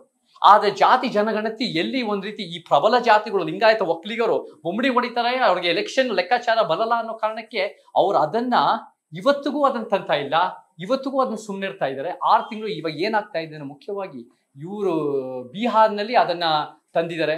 ದಲಿತ ಸಂಘಟನೆಗಳು, ಸಮಾಜಮುಖಿ ಜನರು ಒತ್ತಾಯ ಆಗ್ತಾ ಇದೆ ಅನ್ನೋ ಕಾರಣಕ್ಕೆ ಒಂದ್ ಸ್ವಲ್ಪ ಅದಕ್ಕೆ ಪ್ರೆಷರ್ ಹಾಕಿದೆ. ಬಟ್ ನಾವು ಇವತ್ತಿನ ದಿನ ಲಿಂಗಾಯತ ಒಕ್ಕಲಿಗ ಸಮುದಾಯಗಳು ಎಷ್ಟೋ ಅದನ್ನ ವಿರೋಧ ಮಾಡ್ತಾ ಇದ್ದಾರೆ. ಯಾಕೆ ವಿರೋಧ ಮಾಡ್ತಾ ಇದ್ದಾರೆ ಅಂದ್ರೆ, ಎಲ್ಲಿ ಜನರಿಗೆ, ಕರ್ನಾಟಕ ದೇಶದ ಜನರಿಗೆ ಅವ್ರಿಗೆ ಸಿಕ್ಕಿರೋ ಅಸಮಾನ ಜನ್ಮ ಆಧಾರಿತ ಸವಲತ್ತುಗಳನ್ನ ಬಹಿರಂಗ ಬಂದ್ಬಿಡುತ್ತೆ ಅನ್ನೋ ಒಂದು ಭಯದಲ್ಲಿ ಹೆಚ್ಚು ಒಕ್ಕಲಿಗರು, ಕೆಲವು ವೀರಶೈವ ಲಿಂಗಾಯತರು ವಿರೋಧ ಮಾಡ್ತಾ ಇದ್ದಾರೆ. ನಾವು ಲಿಂಗಾಯತ ಒಕ್ಕಲಿಗರು ಬ್ರಾಹ್ಮಣರ ವಿರುದ್ಧ ಅಲ್ಲ, ನಾವು ಯಾವುದೇ ಸಮುದಾಯ ಪಡೆದಿರೋ ಅಸಮಾನ ಜನ್ಮ ಆಧಾರಿತ ಸವಲತ್ತುಗಳ ವಿರುದ್ಧ, ಅದು ಯಾವುದೇ ಜನಾಂಗದವರು ಆಗಿರ್ಬೋದು. But right or wrong I don't know. ಕೆಲವೊಂದು ಸಂದರ್ಭ ನಾವೇನು ಮೀರಿ ಮುಂದೆ ಹೋದಾಗ ಹಳೆ ಪ್ರಶ್ನೆಗಳು ಕೇಳಬಾರ್ದು. ಸಹಜವಾಗಿ ಜನ ಕೇಳ್ತಾರೆ, ಚೇತನ್ ಅವ್ರು ಯಾವ ಜಾತಿ ಅಂತ ಹುಟ್ಟಿನಿಂದ. ನಾನು ಹುಟ್ಟಿರೋದು, ನನ್ನ ಫಾದರ್ ಮದರ್ ಹುಟ್ಟಿರೋ ಜಾತಿ, ನಮ್ಮ ತಂದೆ ತಾಯಿ, ನಾನು ಒಂದು ಲಿಂಗಾಯತ್ ಕಮ್ಯುನಿಟಿಗೆ ಹುಟ್ಟಿರೋದು. ಆದರೆ ನಾನು ಲಿಂಗಾಯತ್ ಕಮ್ಯುನಿಟಿ ಹುಟ್ಟಿದ್ದಾಗ ಇರೋ ಕಾರಣದಿಂದ ನನಗೆ ನಮ್ಮ ಫ್ಯಾಮಿಲಿನಲ್ಲಿ ಶಿಕ್ಷಣ ಎಷ್ಟೋ ತಲೆಮಾರುಗಳಿಂದ ಸಿಕ್ಕಿದೆ. ಇವತ್ತಿನ ದಿನ ನನಗೆ ಒಂದೇ ಹೇಳ್ತೀನಿ, ನಮ್ಮ ತಂದೆ ತಾಯಿ ದುಡ್ಡಿಂದ ಬಂದಿಲ್ಲ, ನಾನು ಎಕನಾಮಿಕ್ ಪ್ರಿವಿಲೇಜ್ ಇಂದ ಬಂದೀನಿ, ಯಾಕಂದ್ರೆ ಅವರಿಬ್ರು ಡಾಕ್ಟರು. ಆದರೆ ನಾವು 3, 4, 5 ಜನರೇಷನ್ಗಳಿಂದ ಶಿಕ್ಷಣ ಪಡೆದಿದ್ದೀವಿ. ಶಿಕ್ಷಣದಿಂದ ನಮಗೆ ಬೆಳವಣಿಗೆ ಸಿಕ್ಕಿದೆ. ಇವತ್ತಿನ ದಿನ ದಲಿತ ಆದಿವಾಸಿ ವರ್ಗ ಇವತ್ತಿಗೂ ಕೂಡ ಹೆಬ್ಬೆಟ್ಗಳು ತಂದೆ ತಾಯಿ ಇವಾಗ ಶಿಕ್ಷಣ ಪಡಿತಾ ಇದ್ದಾರೆ. ನಮಗೆ ಹೆಡ್ ಸ್ಟಾರ್ಟ್ ಇದೆ, ನಾವು ದೊಡ್ಡ ಮಟ್ಟ. ಅದಕ್ಕೆ ನಮ್ಮ ತಂದೆ ತಾಯಿ ಅಮೆರಿಕಾಗೆ ಹೋಗಿದ್ದು, ಅಮೆರಿಕ ಶಿಕ್ಷಣ ಪಡೆದು ಡಾಕ್ಟರ್ ಆಗಿದ್ದು. ನಮಗೆ ಅಮೆರಿಕದಲ್ಲಿ ಹೋಗಿದ್ದಾಗ ಕೂಡ ಎಲ್ಲ ಕರ್ನಾಟಕದಿಂದ ಬರೋ ಹೆಚ್ಚು ಪ್ರಮಾಣದಲ್ಲಿ ಬ್ರಾಹ್ಮಣರಿದ್ರು, ಸ್ವಲ್ಪ ಜನ ಲಿಂಗಾಯತ ಒಕ್ಕಲಿಗರಿದ್ರು. ಅವ್ರು ಬಿಟ್ರೆ ಯಾರೂ ಇರ್ಲಿಲ್ಲ. ಯಾಕಂದ್ರೆ ಈ ಸಮುದಾಯಗಳಿಗೆ ಎಷ್ಟೋ ಒಂದ್ ರೀತಿ ಸವಲತ್ತು ಸಿಕ್ಕಿದೆ. ಈ ಸಮುದಾಯಗಳಿಗೆ ಯಾವುದಲ್ಲ ಅಸಮಾನವಾಗಿ ಸವಲತ್ತು ಸಿಕ್ಕಿದೆ ಅಂದ್ರೆ ಶಿಕ್ಷಣ. ಮತ್ತೆ ಇವತ್ತಿನ ದಿನ ಶಿಕ್ಷಣದಿಂದ ಆರ್ಥಿಕತೆ, ಮತ್ತೆ ಭೂಮಿ. ನೀವು ಕೃಷಿಕ ಸಮುದಾಯದ ಭೂಮಿ ಯಾರ ಹತ್ರ ಇರೋದು? ಒಕ್ಕಲಿಗ ಲಿಂಗಾಯತ ರೈತ ನಾಯಕರಂತ ಹೇಳ್ಕೊಳ್ಳೋದು ಯಾರು? ಮಕ್ಕಳಿಗೆ ಲಿಂಗಾಯತರು. ಮತ್ತೆ ರಾಜಕೀಯ ಸವಲತ್ತು. 70 ವರ್ಷದ ಇತಿಹಾಸದಲ್ಲಿ 50 ವರ್ಷದ ಮೇಲೆ ಈ ಜಿಲೇಬಿ, ಗೌಡ, ಲಿಂಗಾಯತ, ಬ್ರಾಹ್ಮಣ ಸಮುದಾಯಗಳು ಎಷ್ಟೋ ಮಟ್ಟಿಗೆ ಅವರ ರಾಜಕೀಯ ಲಾಭಕ್ಕೋಸ್ಕರ ಆಳುವ ವರ್ಗ ಆಗಿದ್ದಾರೆ. ನಮಗೆ ಪರಿವರ್ತನೆ ಬೇಕು. ಎಲ್ಲ ಶ್ರೀಮಂತರಿದಾರ ಒಕ್ಕಲಿಗ ಲಿಂಗಾಯತ ಬ್ರಾಹ್ಮಣರು? ಎಲ್ಲ ಶ್ರೀಮಂತರು ಯಾವ ಸಮುದಾಯದ ಎಲ್ಲ ಶ್ರೀಮಂತರಿಲ್ಲ. ಎಲ್ಲಾ ಸಮುದಾಯಗಳಲ್ಲೂ ಶ್ರೀಮಂತರು ಒಂದ್ ವರ್ಗ ಇದೆ, ಬಡವರು ಒಂದಿದೆ. ಆದ್ರೆ ಒಬ್ಬ ಆವರೇಜ್ ವ್ಯಕ್ತಿ, ಒಬ್ಬ ಸಾಧಾರಣ ಮೀಡಿಯಂ ರೇಂಜ್ ಅಲ್ಲಿ ಒಬ್ಬ ವ್ಯಕ್ತಿ, ಒಬ್ಬ ಲಿಂಗಾಯತ ಒಕ್ಕಲಿಗೆ ಸಿಗೋ ಸವಲತ್ತು ಒಬ್ಬ ದಲಿತ ಆದಿವಾಸಿಗಳು ಸಿಗತ್ತಾ? ಒಬ್ಬ ತಳ ಸಮುದಾಯದ ಶೂದ್ರ, ಒಬ್ಬ ಅಲೆಮಾರಿ ಸಮುದಾಯದವ್ರು ಸಿಗುತ್ತಾ? ಒಬ್ಬ ಗುಡಿಸ್ತಾ, ಇವತ್ತು ಗುಡಿಸ್ದಲ್ಲಿ ಬದುಕಿರೋ ಕರ್ನಾಟಕದ ಮೂಲೆಗೆ ಹೋಗ್ತಾ ಇದ್ವಿ ಗುಡಿಸ್ದಲ್ಲಿ ನೋಡಕ್ಕೆ. ಗುಡಿಸ್ದಲ್ಲಿ ಎಲ್ಲರೂ ಇರೋರು ದಲಿತರು, ಆದಿವಾಸಿ, ಅಲೆಮಾರಿಗಳು. ಒಬ್ಬ ಲಿಂಗಾಯತ ಒಕ್ಕಲಿಗ ಬದುಕ್ತಾ ಇಲ್ಲ ಗುಡಿಸ್ದಲ್ಲಿ. ಬದುಕಬೇಕು ಅಂತ ಅಲ್ಲ, ಆದರೆ ಈ ವ್ಯವಸ್ಥೆಯಲ್ಲಿ ಎಷ್ಟೋ ಒಂದು ಬೆಳವಣಿಗೆ ಕೆಲವು ಸಮುದಾಯಗಳು ಸಿಕ್ಕಿದೆ, ಕೆಲವು ಸಮುದಾಯಗಳು ಸಿಕ್ಕಿಲ್ಲ. ಹಾಗಿದ್ದಾಗ ಯಾರೂ ತಪ್ಪು ಮಾಡಿಲ್ಲ, ಈ ವ್ಯವಸ್ಥೆನೇ ತಪ್ಪಿದೆ. ಆ ವ್ಯವಸ್ಥೆ ತಿದ್ದುದು ಮನುಷ್ಯರ ಕರ್ತವ್ಯ ಹೊರತು ಶೋಷಣೆ ಒಳಗಾಗಿರೋರು ಮಾತ್ರ ಕರ್ತವ್ಯ ಅಲ್ಲ. ಎಲ್ಲ ಮನುಷ್ಯರು, ಜಾಸ್ತಿ ಪಡೆದಿರೋ ನನ್ನಂತವನ್ಗೆ ಜಾಸ್ತಿ ಜವಾಬ್ದಾರಿ ಇದೆ. ಎಸ್, ಫೈನಲಿ ರಾಜ್ಯ ರಾಜಕಾರಣ, ರಾಜ್ಯದ ಪಕ್ಷಗಳ ಬಗ್ಗೆ ಮಾತನಾಡಿದ್ರಿ. ಬಹುತೇಕ ಕೇಂದ್ರ 10 ವರ್ಷ ಆಯ್ತಾ ಇದೆ ನರೇಂದ್ರ ಮೋದಿ ಅವ್ರ ಸರ್ಕಾರ. ಮತ್ತೆ INDA ಅಂತ ಮೈತ್ರಿಕೂಟ ಮಾಡ್ಕೊಂಡಿದ್ದಾರೆ ಕಾಂಗ್ರೆಸ್ಸಿಗರು, ಅಂದ್ರೆ ಬಿಜೆಪಿ ವಿರೋಧ ಪಕ್ಷಗಳು. VCK ಕೂಡ ಅದರಲ್ಲಿದೆ. ಹೌದು, ಅದನ್ನ ನಾನು ಒಪ್ಪಲ್ಲ. NDA, ಬಿಜೆಪಿ ಮತ್ತೊಂದಷ್ಟು ಸಣ್ಣ ಅವರೇ ಪ್ರಬಲ ಬಿಜೆಪಿಗರು. What next? ಲೋಕಸಭೆನ ಬದಲಾಗುತ್ತಾ? ನನಗೆ ಮುಂದೆ ಭವಿಷ್ಯ ಎಲೆಕ್ಟೋರಲ್ ಪಾಲಿಟಿಕ್ಸ್ ನನಗೆ ಗೊತ್ತಿಲ್ಲ. ಬಟ್ ಕೇಂದ್ರದಲ್ಲಿ ನರೇಂದ್ರ ಮೋದಿ ಸರ್ಕಾರ ಓಕೆ, ಬದಲಾವಣೆ ಬೇಕಾ? ನಮಗೆ ನಮ್ಮ ಸಿದ್ಧಾಂತ ಬೇಕು. ನಮ್ಮ ಸಿದ್ಧಾಂತನೇ ಸಮಾಜದ ಕನಸು, ಸಮಾನತೆಯ ವಾದಿಗಳು, ಅಂಬೇಡ್ಕರ್ ವಾದಿ, ಪೆರಿಯಾರ್ ವಾದಿಗಳು. ನಮಗೆ ಬೇರೆಯವರಲ್ಲ, ಅಸಮಾನತೆಯನ್ನು ಮುಂದುವರ್ಸೋ ಶಕ್ತಿಗಳು. ಇವರೆಲ್ಲರೂ ವಿರೋಧಿಸ್ತೀವಿ. ಹಾಗಿದ್ದಾಗ ಒಂದೊಂದು ಇಶ್ಯೂನಲ್ಲಿ ಕಾಂಗ್ರೆಸ್ ಸ್ವಲ್ಪ ಬೆಟರ್ ಇರ್ಬೋದು, ಒಂದೊಂದು ಇಶ್ಯೂನಲ್ಲಿ ಬಿಜೆಪಿ ಸ್ವಲ್ಪ ಬೆಟರ್, ಮೋಸ್ಟ್ ಇಶ್ಯೂನಲ್ಲಿ ಎಬ್ರೂ ತಪ್ಪು. ಆದರೆ ಅದನ್ನ ನಾವು ಬೇಕಾದ್ರೆ ಸೂಕ್ಷ್ಮವಾಗಿ ನೋಡಬಹುದು. ಬಟ್ ನಮಗೆ ಮೋದಿನೂ ಬೇಡ, ನಮ್ಮ ಕಾಂಗ್ರೆಸ್ಸೂ ಬೇಡ. ನಮಗೆ ಪರಿವರ್ತನೆ, ನಮ್ಮ ಸಿದ್ಧಾಂತ ಬರಬೇಕು. ನನ್ನ ಪ್ರಕಾರ VCK ಅವರು, ನಾನು ಮಾತಾಡಬೇಕು ತೋಲ್ತಿರೋ ಮಾವಾಲ ಅವ್ರ ಜೊತೆ, ನೀವು ಅಲಯನ್ಸ್ ಇಂಡಿಯಾ ಜೊತೆ ಯಾವತ್ತೂ ನಿಂತ್ಕೋಬಾರ್ದು. ಕಾಂಗ್ರೆಸ್ಸೇ ತಂದೆ ಪೆರಿಯಾರ್, ಬಾಬಾ ಸಾಹೇಬ್ ಅಂಬೇಡ್ಕರ್ ಸಮಾನತವಾದಿಗೆ ದೊಡ್ಡ ಶತ್ರು. ನೀವು ಪ್ರತ್ಯೇಕ ನಿಂತ್ಕೊಳ್ಳಿ, ಪ್ರತ್ಯೇಕ ನಿಂತ್ಕೊಂಡ್ಬಿಟ್ಟು ನಾನು ನಿಂತ್ಕೊಂತೀನಿ. VCKನ ದೇಶದಾದ್ಯಂತ ನಾನು ಹಾಡಿಸ್ತೀನಿ ಅಂತ ಒಂದು ಕನಸಿನಲ್ಲಿ ಇಟ್ಕೊಳ್ಳಿ. ಜನ ನಿಮ್ ಜೊತೆ ಒಂದು ಮಟ್ಟಿಗೆ ಬಂದೇ ಬರ್ತಾರೆ. ಅದು ಬಿಟ್ಟು ನಮ್ಮ ಸಿದ್ಧಾಂತನ ಕಾಂಪ್ರಮೈಸ್ ಮಾಡಿಕೊಂಡು ಕಾಂಗ್ರೆಸ್ ಜೊತೆ ನಿಂತ್ಕೊಳ್ಳೇಬೇಡಿ, ಬಿಜೆಪಿ ಜೊತೆ ನಿಂತ್ಕೊಳ್ಳೇಬೇಡಿ, ಪ್ರತ್ಯೇಕ ನಿಂತ್ಕೊಳ್ಳಿ ಅಂತ ಹೇಳ್ತೀನಿ. ಎಸ್, ನರೇಂದ್ರ ಮೋದಿ ಏನನ್ಸುತ್ತೆ ನಿಮಗೆ? ನರೇಂದ್ರ ಮೋದಿ ವಿಚಾರದಲ್ಲಿ ನನಗೇನು ಅವ್ರಿಗೆ ಒಪ್ಪಿಗೆ ಇಲ್ಲ. ಅವ್ರ ವಿಚಾರದಲ್ಲಿ ಏನು ಆಳವಾದ ಚಿಂತನೆಗಳು ಏನಿಲ್ಲ.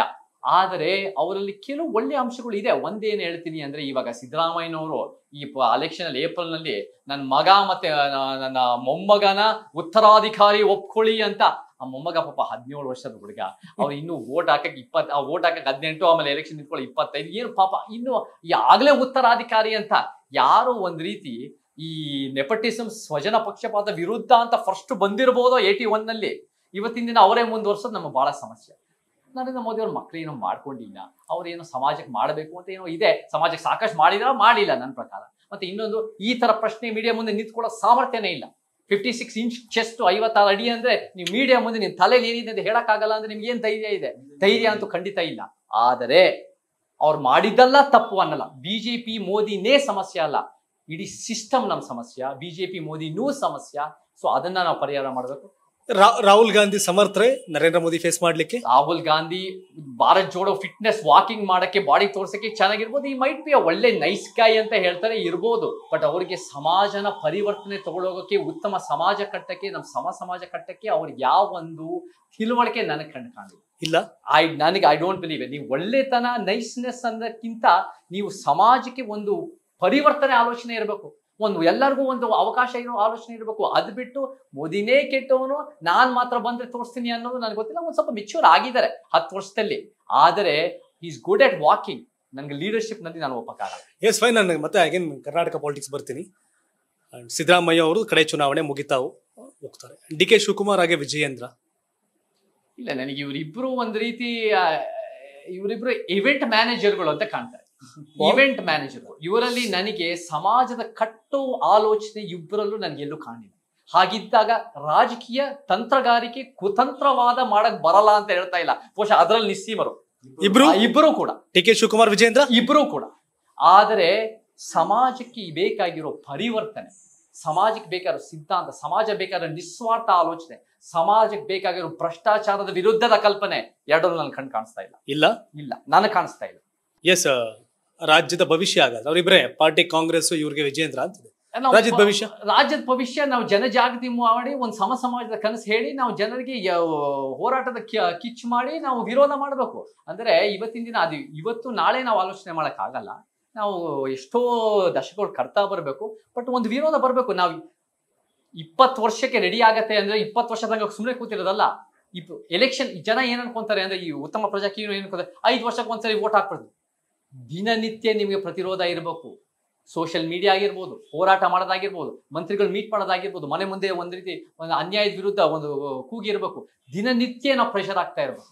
ಯಾಕಂದ್ರೆ ಇವತ್ತಿನ ದಿನ ನಾವು ಸಮಾಜ ಬದಲಾಯಿಸಬೇಕು ಅಂದ್ರೆ ಗ್ಯಾಟ್ ಫ್ಲೈ ಯಾಕೆ ಕೆಲಸ ಮಾಡಿ, ಗ್ಯಾಟ್ ಫ್ಲೈ ಅಂತ ಕೇಳಿದ್ದೀರಾ? ಅದೊಂದು ಕುದುರೆ ಓಡ್ತಾ ಇರುತ್ತೆ, ಈ ಸಣ್ಣ ಹುಳ ಅದಕ್ಕೆ ನೇರವಾಗಿ ಓಡಕ್ಕೆ ಚುಚ್ತಾ ಇರತ್ತೆ. ಸೊ ಆ ಕಾರಣಕ್ಕೆ ನಾವು ಸಣ್ಣ ಗ್ಯಾಟ್ ಫ್ಲೈಗಳಾಗಿ ಒಂದು ಸಮಾಜ ಕಡೆ ನಾವು ಕರ್ಕೊಂಡು ಹೋಗ್ಬೇಕು ಹೊರತು ಈ ಕುದುರೆ ಎಲ್ಲೋ ಒಂದ್ ಕಡೆ ಅವರ ಬ್ಯಾಂಕ್ ಬ್ಯಾಲೆನ್ಸ್ ಕಡೆ, ಅವರ ಪಕ್ಷದ ಲಾಭ ಕಡೆ ಅಲ್ಲ, ಒಂದು ಉತ್ತಮ ಸಮಾಜ ಕಡೆ. ಅದೇ ಸಂವಿಧಾನ ಪೀಠಿಕೆಯಲ್ಲಿದೆ. ಅದೇ ನಮ್ಮೊಂದು right person in wrong party ಅನ್ನೋದಾದ್ರೆ ಯಾರು ಆ ತರ ಇದಾರೆ ಅನ್ಸುತ್ತೆ? ಯಾರು ಇವರೆಲ್ಲ ಬಂದು ಸಮಾಜ ಕಟ್ಟೋಕೆ ಅನುಕೂಲ ಆಗುತ್ತೆ ಅಂದ್ರೆ ಇವ್ರು okay? C right person in wrong party ನನ್ಗೆ ಯಾರು ಅನ್ಸ್ತಾ ಇಲ್ಲ. ಯಾಕಂದ್ರೆ ಫಸ್ಟ್ ಆಫ್ ಆಲ್ ಪಾರ್ಟಿಗೆ ನೀವು ಸೇರಿದೀರಾ ಅಂದ್ರೆ ನಿಮ್ಮ ವೈಯಕ್ತಿಕ ಚುನಾಯಿತ ಲಾಭಕ್ಕೋಸ್ಕರ ಸೇರಿದ, ಅಥವಾ ಇವಾಗ ಫಾರ್ ಎಕ್ಸಾಂಪಲ್ ಕಾಂಗ್ರೆಸ್ಗೆ ಬುದ್ಧಿಜೀವಿಗಳು ಸೇರ್ತಾರೆ, ವಿಚಾರವಂತರು ಸೇರ್ತಾರೆ. ಯಾಕೆ ಸೇರ್ತೀರಾ? ನಿಮಗೆ ಒಂದು ಪೋಸ್ಟ್ ಬೇಕು, ನಿಮ್ಗೆ ಎಲ್ಲೋ ಒಂದ್ ಕಡೆ ಯಾವ್ದೋ ಒಂದು ಸ್ಥಾನಮಾನ ಬೇಕು, ಯಾವ್ದೋ ಒಂದು ಲೀಡರ್ಶಿಪ್ ಬೇಕು, ನಿಮ್ಗೆ ಯಾವ್ದೋ ಒಂದು ಟಿಕೆಟ್ ಬೇಕು, ಈ ಕಾರಣಕ್ಕೆ ನೀವು ಸೇರ್ತೀರಾ. ಸೊ ನೀವು ನಿಜವಾಗ್ಲೂ ರೈಟ್ ಪರ್ಸನ್ ಆಗಿದ್ರೆ ಚಳುವಳಿಗೆ ಬಂದು ನಮ್ಮನ್ನು ಲೀಡ್ ಮಾಡಿ. ಅದು ಬಿಟ್ಟು ನೀವು ಪರ್ಸನಲ್ ಬೆನಿಫಿಟ್ಗೋಸ್ಕರ ಪವರ್ಗೆ ಹೋದ್ರೆ ಅದರಲ್ಲಿ ಈ ರೈಟ್ ಪರ್ಸನ್ ಇಂದ ರಾಂಗ್ ಪಾರ್ಟಿ ಎಲ್ಲ. Yes, okay. ಯಂಗ್ಸ್ಟರ್ ರಾಜಕಾರಣಕ್ಕೆ ಹಿಂದೆ ರಾಜಕೀಯದ ಯಾವ್ದು ಇರಬಾರ್ದು ಅನ್ನೋ ಲೆಕ್ಕಾಚಾರ ನೋಡಿದ್ರೆ ನಾನು ಬಹಳ ಚರ್ಚೆ ದಕ್ಷಿಣ ಭಾರತದಲ್ಲಿ ಅಣ್ಣಾಮಲೈ ಬಗ್ಗೆ, ಅವ್ರು ಬಿಜೆಪಿ ರಾಜ್ಯಾಧ್ಯಕ್ಷ ತಮಿಳುನಾಡು. ಸೊ ಒಂದಷ್ಟು ಚರ್ಚೆ ಇದೆ, ನಾವು ಮಾತಾಡ್ತಿದ್ವಿ. ನನಗೆ ಅಣ್ಣಾಮಲೈ ಬಗ್ಗೆ ಹೇಳಬೇಕು ಅಂದ್ರೆ, ಅಣ್ಣಾಮಲೈ ಅವರು IPS ಆಗಿದ್ರು, ಬೆಂಗಳೂರಲ್ಲಿ ಕರ್ನಾಟಕದಲ್ಲಿ ಹೆಸರು ಮಾಡಿದ್ದಾರೆ. ಅವರ ಸಿದ್ಧಾಂತ ನಾನು ಇವತ್ತಿಗೂ ಒಪ್ಪಲ್ಲ. ಮುಂಚೆ ನನಗೆ ಅಷ್ಟೊಂದು ಪರಿಚಯ ಇರಲಿಲ್ಲ. ಆದ್ರೆ ಅವ್ರು ಬೇಕಾಗಿದ್ದಿದ್ರೆ ಆರಾಮಾಗಿ ಅವ್ರು BJP ಸೇರ್ಕೊಂಡು ಕರ್ನಾಟಕದಲ್ಲಿ ಯಾವ್ದೋ ಒಂದು ಸ್ಥಾನಮಾನ ಗೆಲ್ಬೋದಾಗಿತ್ತು. ಆದ್ರೆ ಅವರು ಮೌತ್ ಆಫ್ ದ ಟೈಗರ್ ಅಂತ ನುಗ್ಗಿ ದ್ರಾವಿಡ ನಾಡಿನಲ್ಲಿ ಅವ್ರೆಲ್ಲ ಒಂದ್ ಕಡೆ ಹೆಸರು ಮಾಡ್ಬೇಕು, ಅವರ ಕೋಮು ಸಿದ್ಧಾಂತನ ಬೆಳೆಸ್ಬೇಕು ಅನ್ನೋ ಕಾರಣಕ್ಕೆ ಅವ್ರು ನುಗ್ಗಿದ್ದಾರೆ ಅಲ್ಲಿ ತಮಿಳುನಾಡಿನಲ್ಲಿ. ಅದು ಒಂದು ಧೈರ್ಯ ತಗೊಳತ್ತೆ, ಅದು ಒಂದು ಕಾಳಜಿ ತಗೊಳತ್ತೆ. ಆ ಸಿದ್ಧಾಂತನ ಒಪ್ಪಲ್ಲ, ಬಟ್ ಅವರ ಪ್ರಯತ್ನಕ್ಕೆ ನನಗೆ ಗೌರವ ಇದೆ. ವೈಯಕ್ತಿಕ ಲಾಭಕ್ಕಿಂತ ಅವರ ಸಿದ್ಧಾಂತ ಏನೋ ಒಂದು ಮಾಡ್ಸಕ್ ಪ್ರಯತ್ನ ಪಡ್ತಾ ಇದ್ದಾರೆ, ಗುಡ್ ಪ್ರಯತ್ನ. ಬಟ್ ನನಗೆ ಅವ್ರ ಸಿದ್ಧಾಂತದಲ್ಲಿ ಪರಿವರ್ತನೆ ಕಾಣಲ್ಲ. ಅವ್ರ ಸಿದ್ಧಾಂತದಲ್ಲಿ ನಮ್ಮ ಸಮಾಜಕ್ಕೆ ಬೇಕಾಗಿರೋದಿಲ್ಲ. ಅವ್ರನ್ನ ಸೈದ್ಧಾಂತಿಕ ವಿರೋಧ ಮಾಡ್ತೀನಿ, but is making good attempt. But finally ನಾನು ಕೇರಳಕ್ಕೆ ಬರ್ತೀನಿ. ಕೇರಳದಲ್ಲಿ ಹೇಗೆ ಅಂತಂದ್ರೆ ಇದುವರೆಗೂ ಚುನಾವಣೆ LDF versus UDF, left democratic front, United democratic front, ಅವರಿಬ್ರು ಕಿತ್ತಾಡ್ತಾರೆ. ಬಟ್ ಲೋಕಸಭೆ ಅಂತ ಬಂದಾಗ ಅವರಿಬ್ರು ಒಂದಾಗ್ತಾರೆ. ಸೊ ಅದೇನ್ ಅನ್ಸುತ್ತೆ ತಮ್ಗೆ? ಕಮ್ಯುನಿಸ್ಟ್ ಇದಾರಲ್ಲ, ಕಮ್ಯುನಿಸ್ಟು ಏನು ನಮ್ಮ ದೇಶದಲ್ಲಿ 1925ರಲ್ಲಿ ಕಾನ್ಪುರ್ನಲ್ಲಿ CPI ಶುರುವಾಯಿತು, ಒಂದು ಎಕನಾಮಿಕ್ ಪರಿವರ್ತನೆ ಶುರುವಾಯಿತು. ಅವರು ಬಹಳ ದೊಡ್ಡ ವಿರೋಧ ಪಕ್ಷ ಆಗಿದ್ರು ಒಂದ್ ಕಾಲದಲ್ಲಿ. ಇವತ್ತಿನ ದಿನ ಏನಾಗ್ಬಿಟ್ಟಿದ್ದಾರೆ ಅಂದ್ರೆ ಆ ವಿರೋಧ ಅಂತ ನಿಂತ್ಕೊಂಡು, ವ್ಯವಸ್ಥಿತ ವಿರೋಧ ನಿಂತ್ಕೊಂಡು ಮರ್ತ್ಬಿಟ್ಟು BJP ವಿರೋಧ ಆಗ್ಬಿಟ್ಟು ಕಾಂಗ್ರೆಸ್ B ಟೀಮ್ ಆಗ್ಬಿಟ್ಟಿದ್ದಾರೆ. ಕೇರಳ ಬಿಟ್ರೆ ಕಮ್ಯುನಿಸ್ಟ್ ಹೆಚ್ಚು ಕಮ್ಮಿ, Congress B team. They are become irrelevant. ಕರ್ನಾಟಕದಲ್ಲೂ ಯಾವಾಗಲೂ ಇರ್ರೆಲೆವೆಂಟ್, ಇವಾಗ ಜಾಸ್ತಿ ಇರ್ರೆಲೆವೆಂಟ್. ಅದು ಬಿಟ್ಟು ನಿಮ್ಮ ಸಿದ್ಧಾಂತಗಳು ನೀವು ಎತ್ತಿಡಿರಿ, ನಿಮ್ಮ ಒಂದು ರೀತಿ ಪ್ರತಿರೋಧದ ಸಿದ್ಧಾಂತ ಎತ್ತಿಡಿರಿ. ನಮಗೆ BJP ಖಂಡಿತ ನಮಗೆ ಸೈದ್ಧಾಂತಿಕ ವಿರೋಧ ಇದೆ. BJP ಹೇಳೋದಲ್ಲ ತಪ್ಪಾಗಲ್ಲ. ನನ್ನ ಪ್ರಕಾರ ಇದು ಒಂದು ಯೂನಿಫಾರ್ಮ್ ಸಿವಿಲ್ ಕೋಡ್ ನಮಗೆ ಬೇಕು. ನಮ್ಗೆ ಹಿಂದುತ್ವ ಸಿವಿಲ್ ಕೋಡ್ ಬೇಕು. ನಮಗೆ ಹಿಂದುತ್ವ ಸಿವಿಲ್ ಕೋಡ್ ಬೇಡ, ಯೂನಿಫಾರ್ಮ್ ಸಿವಿಲ್ ಕೋಡ್ ಬೇಕು. ನಮಗೆ ಪುರುಷ ಪ್ರಧಾನ ಸಿವಿಲ್ ಕೋಡ್ ಬೇಡ, ಬಟ್ ನಮಗೆ ಯೂನಿಫಾರ್ಮ್ ಕ್ರಿಮಿನಲ್ ಕೋಡ್ ಇದ್ದಾಗ ಯೂನಿಫಾರ್ಮ್ ಸಿವಿಲ್ ಕೋಡ್ ಯಾಕೆ ಇರಬಾರ್ದು? ಇವಾಗ ಯಾರು ಕೂಡ ಮುಸಲ್ಮಾನ್ ಅನ್ನೋ ಕಾರಣಕ್ಕೆ ಅವ್ರನ್ನ ಶರಿಯಾ ಲಾ ಕೈ ಕತ್ತರಿಸಾಕದಿರಲ್ಲ. ನೀವು ಕೋರ್ಟು, ಕಚೇರಿ, ಜೈಲು ಈ ತರದ್ ಮಾಡ್ತಾರೆ, ಕಳ್ತನ ಮಾಡೋದು. ಮದುವೆ ವಿಚಾರದಲ್ಲಿ, ಡಿವೋರ್ಸ್ ವಿಚಾರದಲ್ಲಿ, ಅಡಾಪ್ಷನ್ ವಿಚಾರದಲ್ಲಿ, ಇದು ಬೇರೆ ಬೇರೆ ಕಾರಣಗಳಿಗೆ ನಮ್ಗೆ ಯಾಕೆ ಧರ್ಮ ಆಧಾರಿತ ಬೇಕಾಗತ್ತೆ? 6000 ಜಾತಿನೂ ಒಂದ್ ಕಡೆ ಸೇರ್ಬೋದು ಅಂದ್ರೆ ಧರ್ಮ, ಕ್ರಿಶ್ಚಿಯನ್, ಮುಸ್ಲಿಂ, ಇಸ್ಲಾಂ ಧರ್ಮ ಪ್ರತ್ಯೇಕ ಇರಬಾರ್ದು. ನಮ್ಗೊಂದು ಯೂನಿಫಾರ್ಮ್ ಕ್ರಿಮಿನಲ್ ಕೋಡ್ ಬೇಕು. ಆ ಯೂನಿಫಾರ್ಮ್ ಕ್ರಿಮಿನಲ್ ಕೋಡ್ ಅನ್ನ ಕೇರಳದವರು ವಿರೋಧ ಅನ್ಕೊಂಡು ಸಂಪೂರ್ಣವಾಗಿ ಇವರ ಬರಕ್ಕಿಂತ ಮುಂಚೆನೆ ಅವ್ರು ಅಪೋಸ್ ಮಾಡಿದ್ದಾರೆ. Pinarayi Vijayan extraordinary leader. ಕೊರೋನಾದಲ್ಲಿ ಬಹಳ ಅದ್ಭುತವಾಗಿ ಆಮ್ಲಜನಕ ಮಾಡಿ ಬಹಳ ಅದ್ಭುತವಾಗಿ ಮಾಡಿದ್ದಾರೆ. ಬಟ್ ಐಡಿಯಾಲಜಿಕಲಿ ನನಗೆ ಬಹಳ ವಿರೋಧ ಇದೆ. ಮತ್ತೆ ಎಷ್ಟೋ ಕೆಲವು ವಿಚಾರಗಳಲ್ಲಿ ವಿರೋಧ ಇದೆ. ನಮಗೆ ಬೇಕಾಗಿರೋದು BJP ವಿರೋಧ ಅಲ್ಲ, ಅಸಮಾನತೆ ವಿರೋಧ. ನಿಂತ್ಕೊಂಡ್ರೆ BJP ಸತ್ಯ ಹೇಳಿದ್ರೆ ತಗೊಳ್ಳೋಣ, ಅವರು ಸುಳ್ಳು ಹೇಳಿದ್ರೆ ಅದನ್ನ ವಿರೋಧ ಮಾಡೋಣ. ಕಾಂಗ್ರೆಸ್ಗೂ ಹಂಗೆ ನೋಡ್ಬೇಕು, ಅಬ್ಜೆಕ್ಟಿವ್ ಆಗಿ ನೋಡೋರು ಬೇಕು. ಅದರಿಂದನೇ ಪರಿವರ್ತನೆ. ಇವತ್ತಿನ ದಿನ ಕಮ್ಯುನಿಸ್ಟ್ ಅಲ್ಲ, ಕಾಂಗ್ರೆಸ್ನ B ಟೀಮ್ ಆಗಿದ್ದಾರೆ. ಅದಾಗದೆ ಅವರ ಒಂದು ಪ್ರತಿರೋಧ ಸಿದ್ಧಾಂತ ಉಳಿಸ್ಕೊಂಡ್ರೆ they will be more significant. Yes, ನಾನು ಕೆಲವು 2-3 ಪ್ರಶ್ನೆ ನಾನು ಮುಗಿಸಿ ನಂತರ ಇವ್ರಿಗೆ ಹ್ಯಾಂಡ್ ಓವರ್ ಮಾಡ್ತೀನಿ. ನನ್ನ ಪ್ರಶ್ನೆಗಳು ಜಾಸ್ತಿ ನಿಮ್ಗೆ. ಸುಮ್ಮನೆ ದೇಶದ ಸಂಪತ್ತನ್ನ ಸಮನಾಗಿ ಅಂದ್ರೆ ಹಂಚಬೇಕು ಸಮನಾಗಿ ಅನ್ನೋ ಕಾರಣಕ್ಕೆ ಮುಸಲ್ಮಾನರಿಗೆ 10,000 ಕೋಟಿಯನ್ನ ಸಿದ್ದರಾಮಯ್ಯ ಘೋಷಣೆ ಮಾಡೋದು ಇದಾಗುತ್ತೆ. Right or wrong? ರೈಟ್ ಆದ್ರೆ ಯಾಕೆ, ರಾಂಗ್ ಆದ್ರೆ ಯಾಕೆ? 4,000 ಕೋಟಿಯಿಂದ 10,000 ಕೋಟಿ ಜಾಸ್ತಿ ಮಾಡ್ತೀವಿ ಅಂತ ಒಂದು ಭಾಷಣದ ಸಿದ್ದರಾಮಯ್ಯನವರು ಮುಸಲ್ಮಾನರಿಗೆ ಹೇಳಿದ್ದಾರೆ.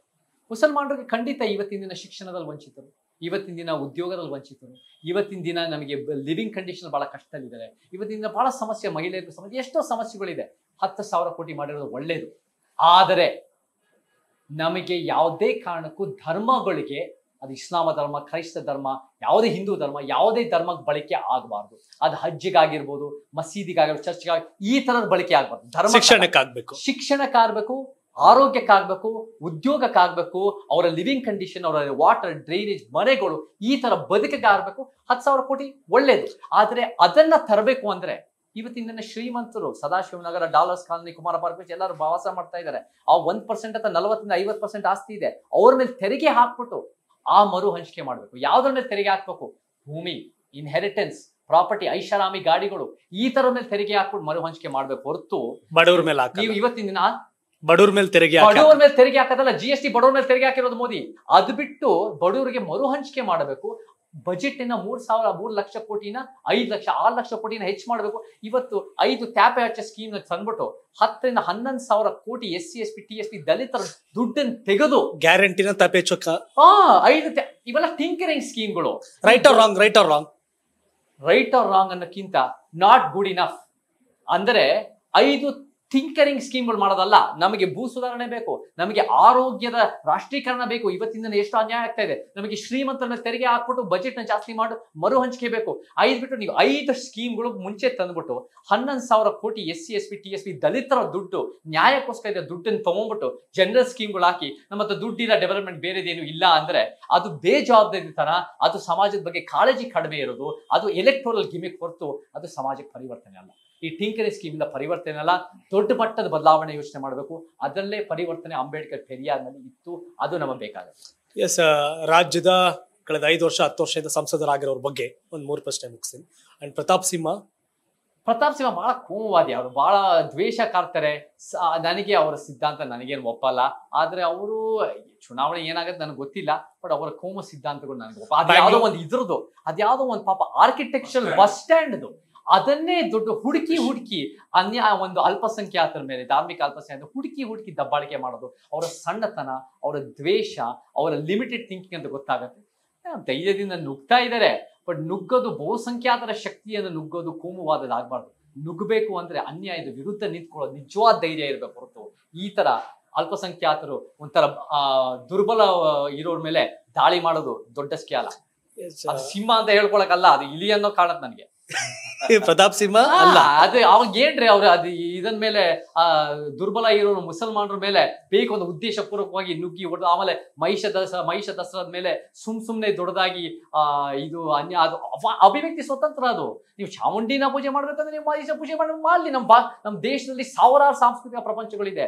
ಅಭಿವ್ಯಕ್ತಿ ಸ್ವತಂತ್ರ ಆರ್ಟಿಕಲ್ 19 ಇದೆ, ಮಾಡ್ಲಿ. ಅದು ಬಿಟ್ಟು ನಿಮಗಿಷ್ಟ ಇಲ್ಲ ಅಂತ ಬೇರೆಯವ್ರು ಮಾಡಬಾರ್ದು ಅಂತ ಹೆಂಗ್ ಹೇಳಕ್ಕಾಗತ್ತೆ? ನಿಮಗಿಷ್ಟ ಇಲ್ಲ ನೀವು ಮಾಡಬೇಡಿ ಪ್ರತಾಪ್ ಸಿಂಹ ಅವರೇ. ಯಾರು ಬಲವಂತ ಮಾಡ್ತಾ ಇದ್ದಾರೆ? ನೀವು ನಮ್ಮ ಅಭಿವ್ಯಕ್ತಿ ಸ್ವತಂತ್ರ ಹಕ್ಕನ್ನು ಕಿತ್ಕೊಳ್ಳಿ, ನಿಮ್ಗೆ ಹಕ್ಕಿಲ್ಲ. ಸೊ ಅವ್ರು ಸಿಂಹ ಅಲ್ಲ, ಅವ್ರು ಇಲಿ ಅಂತ ಹೇಳಕ್ ಇಷ್ಟಪಡ್ತಾರೆ. ಬಟ್ ಇಲಿಗಳು ಒಳ್ಳೆ ಪ್ರಾಣಿಗಳು ಇರಬಹುದು, ಅದನ್ನು ನಿಜವಾಗಿ ಹೇಳಬಾರ್ದು. ತೇಜಸ್ವಿ ಸೂರ್ಯ ಇತ್ತೀಚೆಗೆ ಒಂದ್ ಸ್ವಲ್ಪ ಅವ್ರು ಮಾತಾಡೋದು ಕೋಮುವಾದ ಮಾತಾಡೋದು ಕಡಿಮೆ ಮಾಡಿದ್ದಾರೆ. ಅವತ್ತು ಅದ್ಯಾವ್ದು BBMP 16 ಜನ ಮುಸಲ್ಮಾನರ ಹೆಸರು ಕೋವಿಡ್ ಟೈಮ್ ನಲ್ಲಿ ಅದು ಬಹಳ ಜನ ವಿರೋಧಿ ಆಗಿದ್ರು. ಅದಕ್ಕಿಂತ ಮುಂಚೆ ಪಂಕ್ಚರ್ ಬಾಲ್ ಅಂತ ಬಹಳ ವರ್ಷಾಗಿ ಮಾತಾಡ್ತಾ ಇದ್ರು.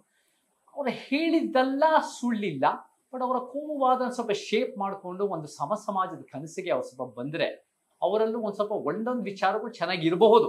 ಆದ್ರೆ ಇವತ್ತು ಸ್ವಲ್ಪ ಬೆಟರ್ ಆಗ್ತಾ ಇದೆ, ಸ್ವಲ್ಪ ಮೆಚೂರ್ ಆಗ್ತಾ ಇದೆ. ಬಟ್ ಆ ಟೈಮ್ನಲ್ಲಿ ಕೋವಿಡ್ ನಲ್ಲಿ ಮಾಡಿದ್ದು 16 ಜನ ಮುಸ್ಲಿಮಲ್ಲಿ ಗುರಿ ಇಟ್ಕೊಂಡು ಮಾಡಿರೋದು ಬಹಳ ವಿಷಕಾರದ್ದು. ಅದನ್ನ ನಾವು ಯಾವುದೇ ಕಾರಣಕ್ಕೂ ಒಪ್ಪಕ್ಕಾಗಲ್ಲ. ರೇವಣ್ಣ, ಭವಾನಿ ರೇವಣ್ಣ, ಹಾಗೆ ಪ್ರಜ್ವಲ್ ರೇವಣ್ಣ.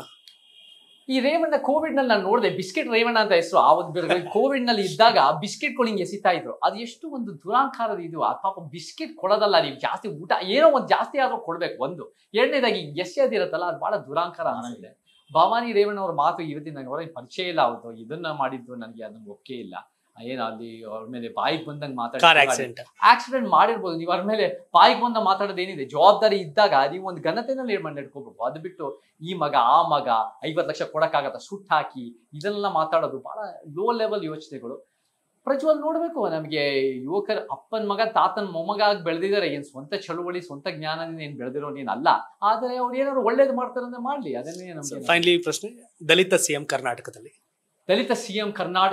ದಲಿತರಾಗಿರ್ಬೋದು, ಆದಿವಾಸಿ ಆಗಿರ್ಬೋದು, ಮುಸಲ್ಮಾನ್ ಆಗಿರ್ಬೋದು, ಮಹಿಳೆಯರಾಗಿರ್ಬೋದು, ಸಲಿಂಗ ಪ್ರೇಮಿಗಳಾಗಿರ್ಬೋದು, ಎಲ್ಲರೂ ಬೇಕು. ಆದ್ರೆ ಎಲ್ಲರೂ ಸಮಾನತಾವಾದಿಗಳಾಗಿರ್ಬೋದು. ನಮ್ಗೆ ಇವತ್ತಿನ ಕಾಂಗ್ರೆಸ್, ಬಿಜೆಪಿ, JDS ಇಂದ ದಲಿತ CM ಇಂದ ಏನು ಉಪಯೋಗ ಇಲ್ಲ. ಮಲ್ಲಿಕಾರ್ಜುನ್ ಖರ್ಗೆ, ಮುನಿಯಪ್ಪ, ಡಾಕ್ಟರ್ ಪರಮೇಶ್ವರ್, ಈ ವ್ಯಕ್ತಿಗಳು ಬೈ ಚಾನ್ಸ್ ಆಗಿ ದಲಿತರಾಗಿ ಹುಟ್ಟಿದ್ದಾರೆ. ಒಬ್ರು ಕೂಡ ಅಂಬೇಡ್ಕರ್ ವಾದಿ ಅಲ್ಲ, ಪೆರಿಯಾರ್ ವಾದಿ ಅಲ್ಲ. ಹೈಜಾಕ್ ಮಾಡಕ್ ಬರ್ತಾರೆ ನಮ್ಮ ಸಿದ್ಧಾಂತನ. ಇವರೆಲ್ಲ ಕಾಂಗ್ರೆಸ್ ವಾದಿ ಅಂದ್ರೆ ಹೇಳಿ ಬೇಕಾದ್ರೆ ಗಾಂಧಿ, ನೆಹರು, ಪಟೇಲ್, ಮೌಲಾನಾ ಆಜಾದ್ ಅಂತ ಹೇಳ್ಕೊಳ್ಳಿ. ನೀವ್ ಯಾಕೆ ಬಂದು ನೀವು ದಲಿತರಾಗಿದ್ದ ತಕ್ಷಣ ನೀವು ಬುದ್ಧ ಬಸವ ಅಂಬೇಡ್ಕರ್ ಅಂತ ಯಾಕೆ ನಮಗೆ ಇದು ಮಾಡ್ತೀರಾ, ಕಣ್ಣಿಗೆ ಮಣ್ಣೆಡ್ಸ್ತೀರಾ? ಅದು ಸುಳ್ಳದು. ಬುದ್ಧ ಬಸವ ಅಂಬೇಡ್ಕರ್ ನಮ್ಮ ಜೊತೆ ನಿಂತ್ಕೊಳ್ಳಿ. ಅದ್ ಬಿಟ್ಟು ನೀವು ಬಂದ್ಬಿಟ್ಟು ಕಾಂಗ್ರೆಸ್ ಲಾಭಕ್ಕೋಸ್ಕರ ನಿಮ್ಮ ವೈಯಕ್ತಿಕ ಲಾಭದಿಂದ ದಲಿತ CM ಆಗೋದ್ರಿಂದ ನಮ್ಗೇನು ಉಪಯೋಗ ಇಲ್ಲ. ನಮಗೆ ದಲಿತ CM ಗಿಂತ ನಮ್ಗೆ ದಲಿತರಾಗಿರ್ಬೋದು ಎಲ್ಲಾ ಮನುಷ್ಯರ ಸಮಾನತಾವಾದಿ CM ಆದ್ರೆ ದಲಿತರಿಗೂ ಎಲ್ಲಾ ಶೋಷಿತ ವರ್ಗಕ್ಕೆ ಪರಿವರ್ತನೆ ಆಗತ್ತೆ. ಅದೇ ನಮಗೆ ಬೇಕಾಗಿದೆ. ಎಸ್ ಸರ್, ಶಿವು ಆರಂಭದಲ್ಲಿ ಹೇಳಿದ್ರು ಡಬಲ್ ಗುಂಡಿಗೆ ಅಂತ. ನಿಮ್ಮ ಮಾತು, ನಿಮ್ಮ ಕಣ್ಣನ್ನ ನೋಡ್ತಿದ್ರೆ ಗೊತ್ತಾಗ್ತಿದೆ ಆ ಕಿಚ್ಚು ಕಾಡ್ಗಿಚ್ಚಾಗ್ಬೇಕು ಅಂದ್ರೆ 18ರಿಂದ 25 ವರ್ಷದ ಮಕ್ಕಳು ಇವತ್ತು ಜಾಸ್ತಿ ಮೊಬೈಲ್ ನೋಡ್ತಾರೆ. ನಿಮ್ ಇಂಟರ್ವ್ಯೂನ ಡೆಫಿನೆಟ್ ಆಗಿ ನೋಡ್ತಾರೆ. ನಾನು ಇದು ಕ್ವಶನ್ ಅಲ್ಲ, ರಿಕ್ವೆಸ್ಟ್. ಗೊತ್ತು 18 ವರ್ಷದಿಂದ ಬ್ಯಾಂಗ್ಳೂರಿಗೆ ಬಂದ್ರು, ಕರ್ನಾಟಕಕ್ಕೆ ಬಂದ್ರು, ಅಮೆರಿಕದಲ್ಲಿ ಹುಟ್ಟಿದ್ರಂತೆ, ಅಪ್ಪ ಅಮ್ಮ ಡಾಕ್ಟರ್ ಅಂತೆ. ಗೊತ್ತು, ಎಲ್ಲಾ ಮಕ್ಳಿಗೆ ಗೊತ್ತಿಲ್ಲ ಇವತ್ತಿಂದ 18-20. ನಿಮ್ಮ ಲೈಫ್ ಜರ್ನಿ ಕೂಡ ಒಂದಷ್ಟು ಜನಕ್ಕೆ ಇನ್ಸ್ಪಿರೇಷನ್ ಆಗಬೇಕು.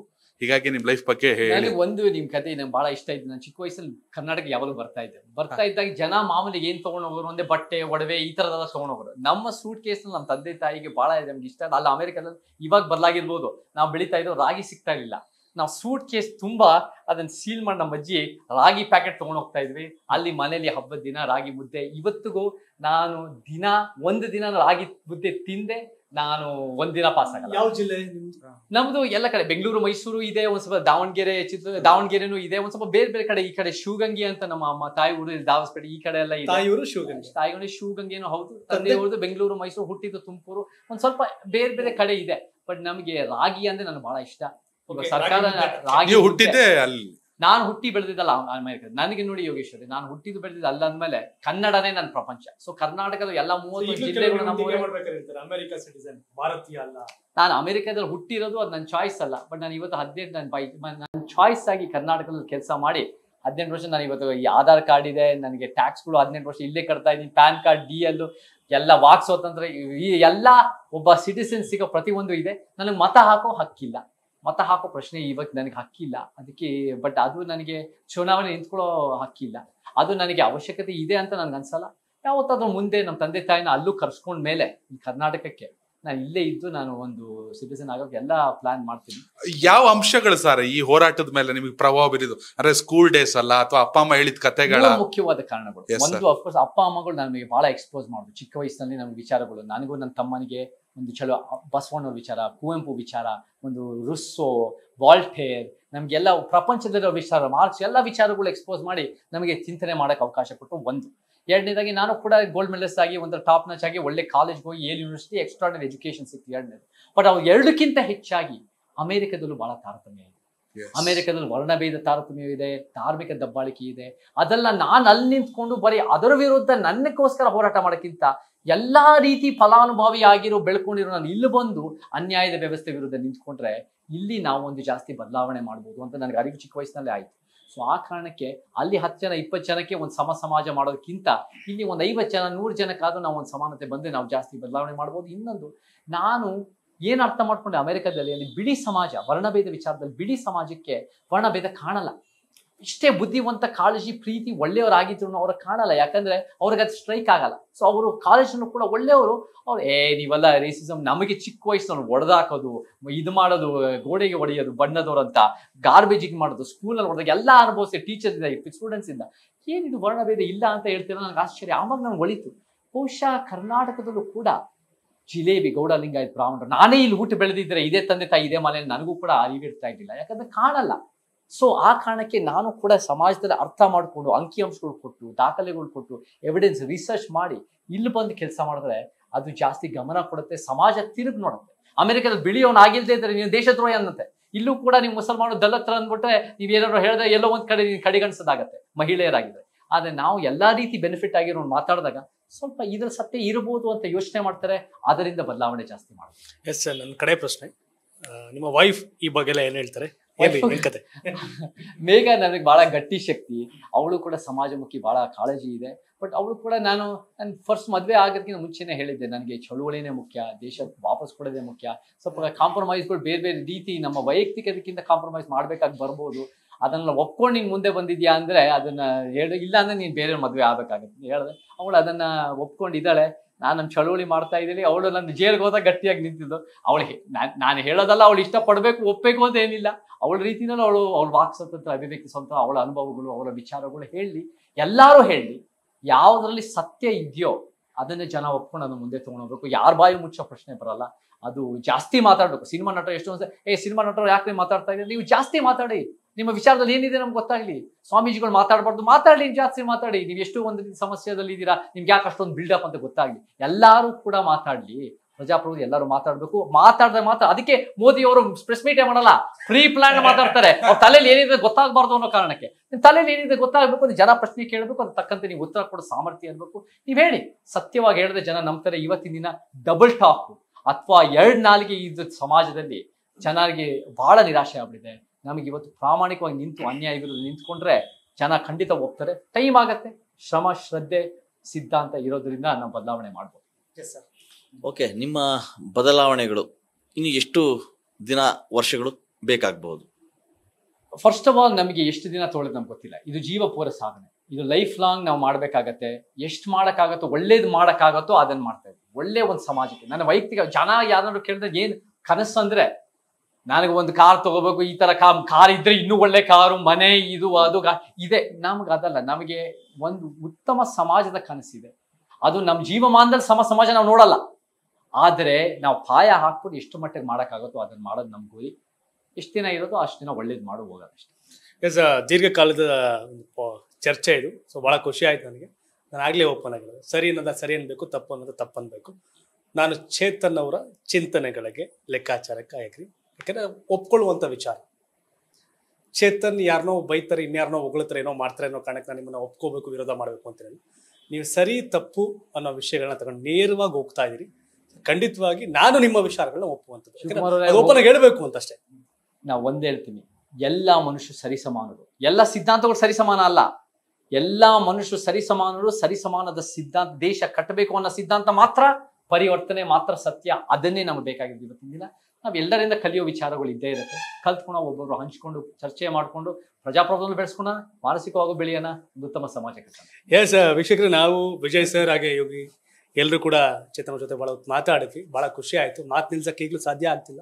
ಬಟ್ ಇನ್ನೊಂದ್ಸರಿ ಬೇರೆ ಅವಕಾಶದಲ್ಲಿ ಸಿಗ್ಬೇಕು ಅಂತ ನಾನು ಇಲ್ಲಿ ಕೈ ಕೂತ್ಕೊಂಡ್ರೆ ಅಂತೇನು ಒಕ್ಕಲಿಗ, ಲಿಂಗಾಯತ, ಬ್ರಾಹ್ಮಣ, ದಲಿತ, ಹಿಂದೂ, ಮುಸ್ಲಿಂ, ಕ್ರಿಶ್ಚಿಯನ್ ಅಂತ ರಕ್ತ ಬರಲ್ಲ.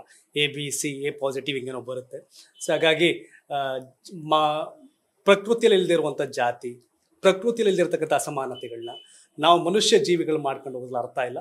ಬಟ್ ಮೀಸಲಾತಿ ಆ ಚರ್ಚೆ ಆಚೆ ಈಚೆ ನೋಡಿದಾಗ ಯಾರು ಹಿಂದೆ ಉಳಿದಿದ್ದಾರೆ, ಯಾರು ಇನ್ನೂ ಕೂಡ ಅದನ್ನು ಫೇಸ್ ಮಾಡ್ತಿದ್ದಾರೆ, ಅವರೆಲ್ಲರೂ ಕೂಡ ಒಟ್ಟಿಗೆ ಕರ್ಕೊಂಡು ಹೋಗುವಂತ ಆಗಬೇಕು.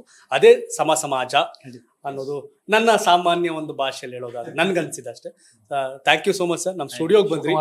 23 ವರ್ಷದಿಂದ ಒಂದು ಇಂಟರ್ವ್ಯೂ ಕೊಟ್ಟಿದ್ರಿ. ಬಹಳ ಖುಷಿ ಆಯ್ತು ನನಗೆ. ಕರ್ನಾಟಕ ಟಿವಿ ಚುನಾವಣೆ ಎಲೆಕ್ಷನ್ ನಲ್ಲಿ 2023 ನಲ್ಲಿ ಬಹಳ ಒಳ್ಳೆ ಮೀಡಿಯಾ ಕವರೇಜ್ ಕೊಟ್ಟಿದೆ. ನನ್ನ ಕಾನ್ಫಿಡೆನ್ಸ್ ಇದೆ 2024 ಲೋಕಸಭಾದಲ್ಲೂ ಅಷ್ಟೇ ಅದಕ್ಕಿಂತ ಚೆನ್ನಾಗಿ ಕೊಡ್ತೀರಾ. ಗುಡ್ ಧೈರ್ಯದಿಂದ, ಕಾಳಜಿಯಿಂದ, ವಿಚಾರದಿಂದ, 3ರಿಂದನೂ ನೀವು ಬಹಳ ಅದ್ಭುತ ಕೆಲಸ ಮಾಡ್ತಾ ಇದ್ದೀರಾ. ನೀವು ನನಗೆ ಚಾನ್ಸ್ ಕೊಟ್ಟಿದ್ದಕ್ಕೆ ಧನ್ಯವಾದ. ಇಲ್ಲ ಸರ್, ನೀವು ಬಂದಿದ್ದು ಬಹಳ ಖುಷಿ ಆಯ್ತು. Thank you so much. ಇದು ಕರ್ನಾಟಕ ಟಿವಿ, ಕನ್ನಡಿಗರ ಧ್ವನಿ.